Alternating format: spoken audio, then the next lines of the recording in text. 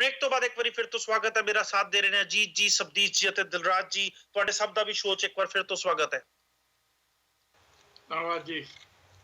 रुख करेंगे दिल्ली ਦਾ ਤੇ ਗੱਲ ਕਰਾਂਗੇ ਨੋਟਬੰਦੀ ਦੀ। ਨੋਟਬੰਦੀ ਜੋ ਕਿ ਮੁੱਦਾ ਪਿਛਲੇ ਕੁਝ ਹਫ਼ਤਿਆਂ ਤੋਂ 8 ਨਵੰਬਰ ਤੋਂ ਬਾਅਦ ਅਜੇ ਤੱਕ ਭਖਿਆ ਹੋਇਆ ਵਾ। ਕਿਤੇ ਨਾ ਕਿਤੇ ਅੱਜ ਦੀ ਡੇਟ ਦੇ ਵਿੱਚ ਬੀਜੇਪੀ ਅਤੇ ਮੋਦੀ ਸਾਹਿਬ ਦੇ ਵੀ ਇੱਕ ਗੱਲ ਵਿੱਚ ਹੱਡੀ ਬਣਿਆ ਹੋਇਆ ਵਾ।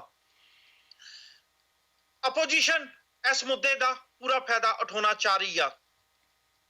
ਬੀਜੇਪੀ ਦੂਜੇ ਪਾਸੇ ਇਸ ਮੁੱਦੇ ਤੋਂ ਆਉਣ ਵਾਲੀਆਂ ਇਲੈਕਸ਼ਨਾਂ ਵਿੱਚ ਉੱਤਰ ਪ੍ਰਦੇਸ਼ ਅਤੇ ਪੰਜਾਬ ਦੇ ਵਿੱਚ ਜਿੱਤ ਹਾਸਿਲ ਕਰਨਾ ਚਾਹੁੰਦੀ ਆ। ਪਰ ਵੇਖਣ ਵਾਲੀ ਗੱਲ ਇਹ ਹੋਏਗੀ ਕਿ ਅਪੋਜੀਸ਼ਨ ਤੇ ਬੀਜੇਪੀ ਦੀ ਨੋਟਬੰਦੀ ਦੀ ਇਸ ਲੜਾਈ 'ਚ ਕੀ ਜਿੱਤ ਇੰਡੀਅਨ ਸਿਟੀਜ਼ਨ ਦੀ ਹੁੰਦੀ ਆ ਜਾਂ ਫਿਰ ਜਿੱਤ ਕੇ ਪੋਲੀਟੀਕਲ ਪਾਰਟੀ ਦੀ ਹੁੰਦੀ ਆ। ਗੱਲ ਅੱਜ ਮੈਂ ਸ਼ੁਰੂ ਕਰੂੰਗਾ ਰਾਹੁਲ ਗਾਂਧੀ ਸਾਹਿਬ ਦੇ ਇੱਕ ਬਿਆਨ ਤੋਂ। ਪਿਛਲੇ ਕੁਝ ਦਿਨਾਂ 'ਚ ਜਾਂ ਪਿਛਲੇ ਕੁਝ ਮਹੀਨਿਆਂ 'ਚ ਇਹ ਸ਼ਾਇਦ ਪਹਿਲੀ ਵਾਰ ਹੋਇਆ ਹੈ ਕਿ ਕਰੰਟ ਪ੍ਰਧਾਨ ਮੰਤਰੀ ਤੇ ਮੌਜੂਦਾ ਪ੍ਰਧਾਨ ਮੰਤਰੀ ਤੇ ਕਰਪਸ਼ਨ ਦੇ ਇਲਜ਼ਾਮ ਲਾਏ ਗਏ ਨੇ ਦਿੱਲੀ ਦੇ ਸੀਐਮ ਵੱਲੋਂ ਜਾਂ ਫਿਰ ਆਪੋਜੀਸ਼ਨ ਲੀਡਰ ਵੱਲੋਂ। ਦਿੱਲੀ ਦੇ ਸੀਐਮ ਦੇ ਜੋ ਇਲਜ਼ਾਮ ਲਾਏ ਗਏ ਸੀ ਅਸੀਂ ਬਾਅਦ 'ਚ ਗੱਲ ਕਰਾਂਗੇ। ਮੈਂ ਅੱਜ ਦੇ ਤਾਜ਼ਾ ਇਨਸੀਡੈਂਟ ਤੇ ਆਉਣਾ ਚਾਹੁੰਦਾ ਵਾਂ ਜਿੱਥੇ ਰਾਹੁਲ ਗਾਂਧੀ ਸਾਹਿਬ ਨੇ ਪਾਰਲੀਮੈਂਟ ਜਾਂ ਲੋਕ ਸਭਾ ਰੱਦ ਹੋਣ ਤੋਂ ਬਾਅਦ ਪਾਰਲੀਮੈਂਟ ਬਿਲਡਿੰਗ ਦੇ ਵਿੱਚ ਇੱਕ ਪ੍ਰੈਸ ਕਾਨਫਰੰਸ ਕੀਤੀ ਸੀ। ਨਾਲ ਉਹਨਾਂ ਦੇ ਆਪੋਜੀਸ਼ਨ ਲਗਭਗ 10-15 ਲੀਡਰ ਹੈਗੇ ਸੀ। ਉਹਦੇ ਵਿੱਚ ਉਹਨਾਂ ਨੇ ਪ੍ਰਧਾਨ ਮੰਤਰੀ ਨਰਿੰਦਰ ਮੋਦੀ ਉੱਤੇ ਸੰਗੀਨ ਇਲਜ਼ਾਮ ਲਾਏ। ਇਹ ਤੱਕ ਕਹਿਤਾ ਕਿ ਮੈਨੂੰ ਬੋਲਣ ਨਹੀਂ ਦਿੱਤਾ ਜਾ ਰਿਹਾ ਕਿਉਂਕਿ ਪ੍ਰਧਾਨ ਮੰਤਰੀ ਡਰਦੇ ਨੇ। ਮੇਰੇ ਕੋਲ ਸਬੂਤ ਨੇ ਪ੍ਰਧਾਨ ਮੰਤਰੀ ਦੀ ਕਰਪਸ਼ਨ ਦੇ। ਜੇ ਦੇਖਿਆ ਜਾਵੇ ਤੇ ਬਹੁਤ ਹੀ ਵੱਡੀ ਗੱਲ ਦੂਜੀ ਵਾਰ ਕੁਝ ਮਹੀਨਿਆਂ 'ਚ ਹੋਈ ਆ ਕਿ ਨੋਟਬੰਦੀ ਦਾ ਮੁੱਦਾ ਇੰਨਾ ਵੱਡਾ ਵਾ ਕਿ ਆਪੋਜੀਸ਼ਨ ਲੀਡਰ ਨੂੰ ਪ੍ਰਧਾਨ ਮੰਤਰੀ ਉੱਤੇ ਇਲਜ਼ਾਮ ਲਾਉਣ ਦੀ ਲੋੜ ਪੈ ਗਈ। ਤੇ ਕਿਹੜੇ ਸਬੂਤ ਨੇ ਰਾਹੁਲ ਗਾਂਧੀ ਜੀ ਕੋਲ ਜਿਨ੍ਹਾਂ ਨੂੰ ਕਿ ਸਿਰਫ ਪਾਰਲੀਮੈਂਟ ਰੱਖਿਆ ਜਾ ਸਕਦਾ ਵਾ। ਜੇ ਥੋੜੇ ਕੁ ਮਹੀਨੇ ਪਹਿਲਾਂ ਚੱਲੀਏ ਤੇ ਕੇਜਰੀਵਾਲ ਸਾਹਿਬ ਨੇ ਵੀ ਏਦਾਂ ਦਾ ਹੀ ਇਲਜ਼ਾਮ ਨਰਿੰਦਰ ਮੋਦੀ ਜੀ ਤੇ ਲਾਏ ਸੀ ਪਰ ਉਹ ਇਲਜ਼ਾਮ ਵੀ ਦਿੱਲੀ ਅਸੈਂਬਲੀ ਦੇ ਵਿੱਚ ਲਾਏ ਸੀ। ਦਰਸ਼ਕਾਂ ਨੂੰ ਮੈਂ ਇੱਕ ਗੱਲ ਜ਼ਰੂਰ ਦੱਸਣਾ ਚਾਹੂੰਗਾ, ਜੇ ਤੁਸੀਂ ਕਿਸੇ ਵੀ ਅਸੈਂਬਲੀ ਜਾਂ ਲੋਕ ਸਭਾ ਜਾਂ ਰਾਜ ਸਭਾ ਦੇ ਵਿੱਚ ਕੋਈ ਵੀ ਕਮੈਂਟ ਕਰਦੇ ਜੋ ਉਸ ਕਮੈਂਟ ਤੇ ਤੁਹਾਡੇ ਖਿਲਾਫ ਲੀਗਲ ਐਕਸ਼ਨ ਨਹੀਂ ਲਿਆ ਜਾ ਸਕਦਾ। ਕੇਜਰੀਵਾਲ ਸਾਹਿਬ ਨੇ ਜੋ ਦਿੱਲੀ ਦੀ ਅਸੈਂਬਲੀ ਬੁਲਾ ਕੇ ਮੋਦੀ ਸਾਹਿਬ ਤੇ ਇਲਜ਼ਾਮ ਲਾਏ ਸੀ ਕਿਤੇ ਨਾ ਕਿਤੇ ਉਹਦੇ ਪਿੱਛੇ ਵੀ ਇਹੀ ਟੈਕਨੀਕਲ ਕਾਰਨ ਸੀ। ਐਂਡ ਇਟ ਸੇਮ ਚੀਜ਼ ਮੇ ਅਪਲਾਈ ਫॉर ਰਾਹੁਲ ਗਾਂਧੀ। ਪਰ ਜੋ ਰਾਹੁਲ ਗਾਂਧੀ ਦਾ ਕਹਿਣਾ ਹੈ ਕਿ ਸਾਡੇ ਕੋਲ ਸਬੂਤ ਹੈਗੇ ਨੇ ਕਿਉਂਕਿ ਸ਼ਾਇਦ ਇੰਡੀਆ ਦੇ ਲੋਕ ਜਾਨਣਾ ਚਾਹੁੰਦੇ ਆ ਜੇ ਤੁਹਾਡੇ ਕੋਲ ਸਬੂਤ ਨੇ ਕਰਪਸ਼ਨ ਹੋਈ ਆ ਤੇ ਤੁਸੀਂ ਉਹਨੂੰ ਜਨਤਕ ਕਿਉਂ ਨਹੀਂ ਕਰਦੇ। ਰਾਹੁਲ ਗਾਂਧੀ ਦੇ ਇਸ ਬਿਆਨ ਤੋਂ ਬਾਅਦ ਜਿੱਥੇ ਪੋਲੀਟੀਕਲ ਸਰਗਰਮੀਆਂ ਕਾਫੀ ਤੇਜ਼ ਹੋ ਗਈਆਂ, ਆਪੋਜੀਸ਼ਨ ਪਾਰਟੀਆਂ ਦੇ ਵੀ ਬਿਆਨ ਆਏ, ਬੀਜੇਪੀ ਦੇ ਲੀਡਰਾਂ ਨੇ ਵੀ ਇਹ ਆਖਿਆ ਕਿ ਜੇ ਰਾਹੁਲ ਗਾਂਧੀ ਕੋਲ ਸਬੂਤ ਹੈ ਉਹਨੂੰ ਜਨਤਕ ਕੀਤਾ ਜਾਵੇ। ਆਮ ਆਦਮੀ ਪਾਰਟੀ ਦੇ ਲੀਡਰ ਨੇ ਵੀ ਇਹੀ ਗੱਲ ਆਖਿਆ ਜੇ ਰਾਹੁਲ ਗਾਂਧੀ ਕੋਲ ਸਬੂਤ ਹੈ ਉਹਨੂੰ ਜਨਤਕ ਕੀਤਾ ਜਾਵੇ। ਸਵਾਲ ਫਿਰ ਤੋਂ ਇਹੀ ਉੱਠਦਾ ਹੈ ਕਿ ਰਾਹੁਲ ਗਾਂਧੀ ਕੋਲ ਪ੍ਰਧਾਨ ਮੰਤਰੀ ਦੇ ਖਿਲਾਫ ਕਰਪਸ਼ਨ ਦੇ ਸਬੂਤ ਹੈ ਜਾਂ ਨਹੀਂ। ਸਬਦੀਸ਼ ਜੀ ਮੈਂ ਇੱਥੇ ਤੁਹਾਡੇ ਤੇ ਜਾਊਂਗਾ, ਉਸ ਤੋਂ ਬਾਅਦ ਉਹ ਵੀਡੀਓ ਜਿਸ ਰਾਹੁਲ ਗਾਂਧੀ ਨੇ ਬਿਆਨ ਦਿੱਤਾ ਵਾ ਉਹ ਜ਼ਰੂਰ ਪਲੇ ਕਰਕੇ ਤੁਹਾਨੂੰ ਸੁਣਾਵਾਂਗੇ। ਸਬਦੀਸ਼ ਜੀ ਉਸ ਤੋਂ ਪਹਿਲਾਂ 2 ਮਿੰਟ ਮੈਂ ਤੁਹਾਨੂੰ ਦਿੰਦਾ ਵਾ। ਸੀਮਾ ਨਹੀਂ ਹੈ ਤਾਂ ਮੈਂ ਜਦੋਂ ਤੋਂ ਪੋਲਿਟਿਕਸ ਦੇ ਨਾਲ ਜੁੜਿਆ ਹੋਇਆ, ਜਦੋਂ ਤੋਂ ਮੈਂ ਇਹਦੇ ਬਾਰੇ ਸੁਣਦਾ ਆ ਰਿਹਾ, ਬੋਲਦਾ ਆ ਰਿਹਾ, ਮੈਂ ਕਦੇ ਨਹੀਂ ਸੁਣਿਆ ਕਿ ਪ੍ਰਧਾਨ ਮੰਤਰੀ ਕਹੇ ਕਿ ਆਪੋਜੀਸ਼ਨ ਮੈਨੂੰ ਦੇਸ਼ ਦੀ ਪਾਰਲੀਮੈਂਟ ਦੇ ਵਿੱਚ ਨਹੀਂ ਬੋਲਣ ਦਿੰਦੀ। ਆਪੋਜੀਸ਼ਨ ਦੀ ਪ੍ਰਮੁੱਖ ਪਾਰਟੀ ਬੇਸ਼ੱਕ ਉਹ ਤਕਨੀਕੀ ਤੌਰ ਤੇ ਆਪੋਜੀਸ਼ਨ ਪਾਰਟੀ ਨਹੀਂ ਬਣਦੀ ਲੋਕ ਸਭਾ ਦੇ ਵਿੱਚ, ਇਹਦੇ ਬਾਵਜੂਦ ਦੇਸ਼ ਦੀ ਪ੍ਰਮੁੱਖ ਪਾਰਟੀ ਦਾ ਪ੍ਰਮੁੱਖ ਨੇਤਾ ਇਹ ਕਹੇ ਕਿ ਪ੍ਰਧਾਨ ਮੰਤਰੀ ਦੀ ਪਾਰਟੀ ਮੈਨੂੰ ਲੋਕ ਸਭਾ ਦੇ ਵਿੱਚ ਬੋਲਣ ਨਹੀਂ ਦਿੰਦੀ। ਜੇ ਮੈਂ ਬੋਲਦਾ ਵਾਂ ਤਾਂ ਉਹਦੇ ਨਾਲ ਤੂਫਾਨ ਆ ਜਾਏਗਾ, ਉਹਦੇ ਨਾਲ ਅਰਥਕਵਿਕ ਆ ਜਾਏਗਾ, ਉਹਦੇ ਨਾਲ ਮੋਦੀ ਦਾ ਜਿਹੜਾ ਗੁਬਾਰਾ ਵਾ ਉਹ ਫਟ ਜਾਏਗਾ। ਏਦਾਂ ਦੀਆਂ ਗੱਲਾਂ ਉਹ ਬਾਹਰ ਕਰਦੇ ਨੇ। ਮੈਂ ਨਹੀਂ ਸਮਝਦਾ ਕਿ ਜੇ ਕੋਈ ਬੰਦਾ ਚੈਨਲ ਦੇ ਉੱਤੇ ਕਾਗਜ਼ ਲੈ ਕੇ ਲਹਿਰਾ ਦੇਵੇ ਤੇ ਕਵੇ ਮੇਰੇ ਕੋਲੇ ਸਬੂਤ ਆ ਤੇ ਅਸੀਂ ਉਹਨਾਂ ਬਿਨਾਂ ਦੱਸੇ ਗਏ ਸਬੂਤਾਂ ਦੇ ਉੱਤੇ ਕੋਈ ਚਰਚਾ ਸ਼ੁਰੂ ਕਰ ਦਈਏ। ਜਦੋਂ ਤੱਕ ਰਾਹੁਲ ਗਾਂਧੀ ਇਸ ਚਰਚਾ ਨੂੰ ਸ਼ੁਰੂਆਤ ਦੇਣ ਦੇ ਲਈ ਉਹਨਾਂ ਸਬੂਤਾਂ ਨੂੰ ਮੀਡੀਆ ਦੇ ਸਾਹਮਣੇ ਜਾਂ ਲੋਕ ਸਭਾ ਦੇ ਸਦਨ ਦੇ ਵਿੱਚ ਆਪਣੇ ਸਾਥੀਆਂ ਦੇ ਸਾਹਮਣੇ ਨਹੀਂ ਰੱਖ ਦਿੰਦੇ ਲੋਕ ਸਭਾ ਮੈਂਬਰਾਂ, ਚਾਹੇ ਉਹ ਕਿਸੇ ਵੀ ਪਾਰਟੀ ਦੇ ਹੋਣ, ਉਨੀ ਦੇਰ ਤੱਕ ਅਸੀਂ ਵੀ ਉਹਨਾਂ ਇਲਜ਼ਾਮਾਂ ਬਾਰੇ ਕੋਈ ਬਹੁਤ ਜ਼ਿਆਦਾ ਚਰਚਾ ਨਹੀਂ ਕਰ ਸਕਦੇ, ਸਿਵਾਏ ਇਸ ਗੱਲ ਤੋਂ ਕਿ ਉਹ ਸਬੂਤ ਹੈ ਵੀ ਕਿ ਨਹੀਂ। ਜੇ ਉਹ ਸਬੂਤ ਉਹ ਪੇਸ਼ ਕਰਦੇ ਨੇ ਤਾਂ ਫਿਰ ਅਸੀਂ ਉਹਨਾਂ ਬਾਰੇ ਫਰਦਰ ਚਰਚਾ ਕਰ ਸਕਾਂਗੇ ਕਿ ਉਹਨਾਂ ਸਬੂਤਾਂ ਦੀ ਸੱਚਾਈ ਕਿੰਨੀ, ਕਿਆ ਪ੍ਰਧਾਨ ਮੰਤਰੀ ਜਾਂ ਉਹਨਾਂ ਦੀ ਪਾਰਟੀ ਨੇ ਉਹਨਾਂ ਦਾ ਮੋੜਵਾਂ ਜਵਾਬ ਕੀ ਦਿੱਤਾ। ਹਾਲੇ ਇਹ ਪੋਜੀਸ਼ਨ ਬਿਲਕੁਲ ਹਵਾ 'ਚ ਲਟਕਦੀ ਹੋਈ ਹੈ। ਮੈਂ ਇਸ ਗੱਲ ਬਾਰੇ ਸਿਰਫ ਇੰਨੀ ਗੱਲ ਸਮਝਦਾ ਕਿ ਪ੍ਰਧਾਨ ਮੰਤਰੀ, ਜਿਵੇਂ ਮੈਂ ਕੱਲ ਵੀ ਕਿਹਾ ਸੀ ਕਿ ਜਾਣ ਬੁੱਝ ਕੇ ਪਾਰਲੀਮੈਂਟ ਦੇ ਵਿੱਚ ਲੇਟ ਬੋਲਣ ਜਾ ਰਹੇ ਨੇ। ਉਹਨਾਂ ਦੀ ਇੱਛਾ ਇਹ ਹੈ ਕਿ ਜਦੋਂ ਮੈਂ ਬੋਲ ਚੁੱਕਾ ਹੋਵਾਂ, ਘੱਟੋ ਘੱਟ ਪਾਰਲੀਮੈਂਟ ਦੇ ਵਿੱਚ ਉਹਦੇ ਬਾਰੇ ਆਪੋਜੀਸ਼ਨ ਨੂੰ ਬਹਿਸ ਕਰਨ ਦਾ ਮੌਕਾ ਨਾ ਮਿਲ ਸਕੇ। ਆਪੋਜੀਸ਼ਨ ਦੀ ਕੋਸ਼ਿਸ਼ ਇਹ ਹੈ ਕਿ ਨੋਟਬੰਦੀ ਦੇ ਸਵਾਲ ਦੇ ਉੱਤੇ ਜਦੋਂ ਪ੍ਰਧਾਨ ਮੰਤਰੀ ਦੀ ਇਹ ਪਾਲਿਸੀ ਲਗਭਗ ਫੇਲ ਹੋਣ ਦੀ ਪੋਜੀਸ਼ਨ ਦੇ ਵਿੱਚ ਹੈ, ਉਦੋਂ ਹੀ ਪ੍ਰਧਾਨ ਮੰਤਰੀ ਕੁਝ ਬੋਲਣ ਤੇ ਅਸੀਂ ਉਹਨਾਂ ਦੇ ਜਵਾਬੀ ਦਾਅਵੇ ਪੇਸ਼ ਕਰ ਸਕੀਏ ਕਿ ਤੁਸੀਂ ਅਸਫਲ ਹੋ ਚੁੱਕੇ ਹੋ। ਅਸਲ ਦੇ ਵਿੱਚ ਦੋਨੋਂ ਧਿਰਾਂ ਇਸ ਸਟ੍ਰੈਟਜੀ ਦੇ ਉੱਤੇ ਚੱਲ ਰਹੀਆਂ ਨੇ ਕਿ ਅਸੀਂ ਦੋਨੋਂ ਇੱਕ ਦੂਜੇ ਨੂੰ ਕਿਵੇਂ ਗਲਤ ਸਾਬਤ ਕਰ ਸਕਦੇ ਹਾਂ, ਔਰ ਦੋਨਾਂ ਇੱਕ ਕੋਲੇ ਡਿਲੇ ਕਰਨ ਦਾ ਮੌਕਾ ਵਾ, ਕਿਉਂਕਿ ਪ੍ਰਧਾਨ ਮੰਤਰੀ ਨੂੰ ਤੁਸੀਂ ਤਕਨੀਕੀ ਤੌਰ ਤੇ ਮਜਬੂਰ ਨਹੀਂ ਕਰ ਸਕਦੇ ਕਿ ਉਹ ਪਾਰਲੀਮੈਂਟ ਦੇ ਵਿੱਚ ਬੈਠੇ, ਪਰ ਇੱਕ ਜ਼ਿੰਮੇਵਾਰੀ ਉਹਦੀ ਜ਼ਰੂਰ ਬਣਦੀ ਹੈ ਕਿ ਉਹ ਪਾਰਲੀਮੈਂਟ ਦੇ ਵਿੱਚ ਆ ਕੇ ਬੋਲੇ। ਪ੍ਰਧਾਨ ਮੰਤਰੀ ਥਾਂ ਥਾਂ ਦੇ ਉੱਤੇ ਜਾ ਕੇ ਬੋਲਦੇ ਨੇ, ਆਪੋਜੀਸ਼ਨ ਤੇ ਇਲਜ਼ਾਮ ਲਾਉਂਦੇ ਨੇ, ਆਪੋਜੀਸ਼ਨ ਪਾਰਲੀਮੈਂਟ ਦੇ ਵਿੱਚ ਜਾ ਕੇ ਉਹਨਾਂ ਦੇ ਉੱਤੇ ਇਲਜ਼ਾਮ ਲਾਉਂਦੀ ਆ, ਬਾਹਰ ਵੀ ਇਲਜ਼ਾਮ ਲਾਉਂਦੀ ਆ। ਪਰ ਮੈਨੂੰ ਇਹ ਲੱਗਦਾ ਕਿ ਬਲੇਮ ਗੇਮ ਨਾਲੋਂ ਜ਼ਿਆਦਾ ਜ਼ਰੂਰੀ ਇਹ ਹੈ ਕਿ ਜਿਨ੍ਹਾਂ ਨੁਕਤਿਆਂ ਦੇ ਆਧਾਰ ਦੇ ਉੱਤੇ ਨੋਟਬੰਦੀ ਕੀਤੀ ਗਈ, ਕਾਲੇ ਧਨ ਦੇ ਸਵਾਲ ਦੇ ਉੱਤੇ, ਦਹਿਸ਼ਤਗਰਦਾਂ ਕੋਲੇ ਕਾਲਾ ਧਨ ਚਲੇ ਜਾਣ ਦੇ ਸਵਾਲ ਦੇ ਉੱਤੇ, ਕੈਸ਼ਲੈਸ ਇਕਨੋਮੀ ਦੇ ਸਵਾਲ ਦੇ ਉੱਤੇ, ਇਹਨਾਂ ਸਾਰੀਆਂ ਚੀਜ਼ਾਂ ਦੇ ਆਧਾਰ ਉੱਤੇ ਚਰਚਾ ਹੋਣੀ ਚਾਹੀਦੀ ਆ। ਨਗਦੀ ਦੀ ਸ਼ਕਲ ਦੇ ਵਿੱਚ ਕਿੰਨਾ ਕਾਲਾ ਧਨ ਦੇਸ਼ ਦੇ ਕੋਲੇ ਸੱਚੀ ਮੁੱਚੀ ਹੋ ਸਕਦਾ, ਇਹਦੇ ਉੱਤੇ ਚਰਚਾ ਹੋਣੀ ਚਾਹੀਦੀ ਆ। ਕਿ ਕਾਲਾ ਧਨ ਨਗਦੀ ਦੀ ਸ਼ਕਲ ਦੇ ਵਿੱਚ ਜ਼ਿਆਦਾ ਹੋ ਸਕਦਾ ਕਿ ਥੋੜਾ ਹੋ ਸਕਦਾ, ਇਹਦੇ ਤੇ ਚਰਚਾ ਹੋਣੀ ਚਾਹੀਦੀ ਆ। ਤੁਸੀਂ ਟੈਕਸ ਦੀ ਚੋਰੀ ਰੋਕੀ ਨਾ ਹੋਵੇ ਪਰ ਕਹੋ ਕਿ ਨਗਦੀ ਦਾ ਕਾਲਾ ਧਨ ਰੋਕ ਦੇਵਾਂਗੇ, ਇਦਾਂ ਦੀ ਚਰਚਾ ਜਿਹੜੀ ਆ ਕਿ ਇਹਨਾਂ ਸਵਾਲਾਂ ਉੱਤੇ ਚਰਚਾ ਹੋਣੀ ਚਾਹੀਦੀ ਆ। ਪਰ ਬਦਕਿਸਮਤੀ ਨਾਲ ਜਿਹੜੇ ਲੋਕ ਮੋਦੀ ਦੇ ਹੱਕ ਦੇ ਵਿੱਚ ਨੇ ਉਹ ਮੋਦੀ ਦੇ ਪੱਖ ਦੇ ਵਿੱਚ ਸਟੈਂਡ ਲੈ ਲੈਂਦੇ ਨੇ, ਜਿਹੜੇ ਖਿਲਾਫ ਨੇ ਉਹ ਦੂਜੇ ਸਿਰੇ ਦੇ ਉੱਤੇ ਜਾ ਕੇ ਗੱਲ ਕਰ ਲੈਂਦੇ ਨੇ। ਜਿਹੜੇ ਲੋਕ ਸ਼ੁਰੂਆਤ ਦੇ ਵਿੱਚ ਕਹਿੰਦੇ ਸੀ ਕਿ ਮੋਦੀ ਨੇ ਐਸੀ ਮੁਹਿੰਮ ਛੇੜੀ ਹੈ ਕਿ ਪੂਰੀ ਤਰ੍ਹਾਂ ਦੇਸ਼ ਨੂੰ ਤਰੱਕੀ ਮਿਲੇਗੀ, ਪੂਰੀ ਤਰ੍ਹਾਂ ਦੇਸ਼ ਨੂੰ ਡਿਵੈਲਪਮੈਂਟ ਮਿਲ ਜਾਏਗੀ ਇਸ ਮੂਵ ਦੇ ਨਾਲ, ਅੱਜ ਉਹਨਾਂ ਨੂੰ ਇਹ ਕਹਿਣਾ ਪੈ ਰਿਹਾ ਵਾ ਕਿ ਨਰਿੰਦਰ ਮੋਦੀ ਨੇ ਦੇਖੋ ਕਿੰਨਾ ਵੱਡਾ ਰਿਸਕ ਲੈ ਲਿਆ, ਉਹਨੇ ਆਪਣਾ ਪੋਲੀਟੀਕਲ ਕੈਰੀਅਰ ਦਾ ਦੇ ਉੱਤੇ ਲਾ ਦਿੱਤਾ। ਉਹਦੇ ਹੱਕ ਦੇ ਵਿੱਚ ਜਾਣ ਲਈ ਵੀ ਤੇ ਉਹਦੇ ਵਿਰੋਧ ਦੇ ਵਿੱਚ ਜਾਣ ਲਈ ਵੀ ਮੁੱਦੇ ਸਾਡੇ ਕੋਲੇ ਬਹੁਤ ਨੇ, ਦਲੀਲਾਂ ਬਹੁਤ ਨੇ, ਪਰ ਜਿਹੜੇ ਮੁੱਦਿਆਂ ਦੇ ਆਧਾਰ ਤੇ ਪ੍ਰਧਾਨ ਮੰਤਰੀ ਨੇ 8 ਨਵੰਬਰ ਨੂੰ ਅਨਾਉਂਸਮੈਂਟ ਕੀਤੀ, ਉਹਨਾਂ ਉੱਤੇ ਸਾਡੇ ਚੋਂ ਬਹੁਤੇ ਜਾਣੇ ਚਰਚਾ ਕਰਨ ਲਈ ਅੱਜ ਵੀ ਤਿਆਰ ਨਹੀਂਗੇ। ਔਰ ਉਹ ਸੱਚਾਈ ਹੈ ਸੀ ਕਿ ਨਹੀਂ ਇਹ ਮੂਵ ਤੇ ਉਹਦੇ ਚ ਕਿੰਨੀ ਸੀ, ਉੱਤੇ ਚਰਚਾ ਕਰਨ ਲਈ ਅਸੀਂ ਅਜੇ ਵੀ ਤਿਆਰ ਨਹੀਂ ਹੋ ਰਹੇ। ਹਾਂਜੀ, ਕਰਪਸ਼ਨ ਦਾ ਮੁੱਦਾ ਪਿਛਲੇ ਕੁਝ ਸਮੇਂ ਤੋਂ ਇੰਡੀਅਨ ਰਾਜਨੀਤੀ ਵਿੱਚ ਕਾਫੀ ਭਖਿਆ ਵਾ। ਕਰਪਸ਼ਨ ਦਾ ਮੁੱਦਾ ਜੇ ਗੱਲ ਕਰੀਏ ਤੇ ਦਿੱਲੀ ਵਿੱਚ ਆਮ ਆਦਮੀ ਪਾਰਟੀ ਦੀ ਸਰਕਾਰ ਬਣਨ ਦਾ ਕਾਰਨ ਕਰਪਸ਼ਨ ਦਾ ਮੁੱਦਾ ਵਾ। ਪਿਛਲੇ ਸ਼ੋਅ ਵਿੱਚ ਮੈਂ ਵੀ ਕਮੈਂਟ ਕਰਕੇ ਹਟਿਆ ਵਾਂ ਕਿ ਕਰਪਸ਼ਨ ਕੀ ਅਸੀਂ ਇਹ ਆਂਦੇ ਆ ਕਿ ਅਕਾਲੀ ਦਲ ਪਾਰਟੀ ਵਿੱਚ ਕਰਪਸ਼ਨ ਨਹੀਂ ਆ, ਜਾਂ ਫਿਰ ਕਾਂਗਰਸ ਪਾਰਟੀ ਵਿੱਚ ਕਰਪਸ਼ਨ ਨਹੀਂ ਆ, ਜਾਂ ਫਿਰ ਬੀਜੇਪੀ ਵਿੱਚ ਕਰਪਸ਼ਨ ਨਹੀਂ ਆ। ਕਰਪਸ਼ਨ ਤੇ ਸ਼ਾਇਦ ਇਹਨਾਂ ਸਾਰੀਆਂ ਪਾਰਟੀਆਂ ਵਿੱਚ ਹੋਣ। ਕੀ ਅਸੀਂ ਇਹ ਆਂਦੇ ਆ ਕਿ ਇਹਨਾਂ ਪਾਰਟੀਆਂ ਵਿੱਚ ਇਮਾਨਦਾਰ ਲੀਡਰ ਨਹੀਂ ਆ? ਇਮਾਨਦਾਰ ਲੀਡਰ ਵੀ ਇਹਨਾਂ ਸਾਰੀਆਂ ਪਾਰਟੀ ਵਿੱਚ ਹੋਣਗੇ, ਪਰ ਆਪੋਜੀਸ਼ਨ ਦੇ ਲੀਡਰ ਦੁਆਰਾ ਏਦਾਂ ਪਾਰਲੀਮੈਂਟ ਬਿਲਡਿੰਗ ਦੇ ਅੰਦਰ ਇਲਜ਼ਾਮ ਲਾਉਣਾ, ਇਹ ਕਹਿਣਾ ਕਿ ਮੇਰੇ ਕੋਲ ਸਬੂਤ ਨੇ ਪ੍ਰਧਾਨ ਮੰਤਰੀ ਦੇ ਕਰਪਸ਼ਨ ਦੇ, ਸ਼ਾਇਦ ਮੀਡੀਆ ਉਹ ਆਪੋਜੀਸ਼ਨ ਲੀਡਰ ਨੂੰ ਸਵਾਲ ਜ਼ਰੂਰ ਕਰੂਗਾ। ਤੇ ਉਹ ਲੋਕ ਜੋ ਉਸ ਟਾਈਮ ਜੋ ਰਾਹੁਲ ਗਾਂਧੀ ਦੇ ਬਿਆਨ ਦਾ ਸਪੋਰਟ ਕਰ ਰਹੇ ਆ, ਉਹਨਾਂ ਨੂੰ ਵੀ ਸਵਾਲ ਕੀਤੇ ਜਾਣਗੇ।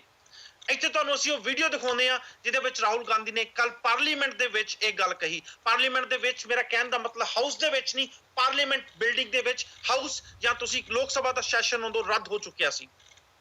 It is our right to speak. The Prime Minister, listen, the Prime Minister, read my lips, the Prime Minister is personally terrified with the information that I have, that we have with us. He is, it is personal corruption of the Prime Minister.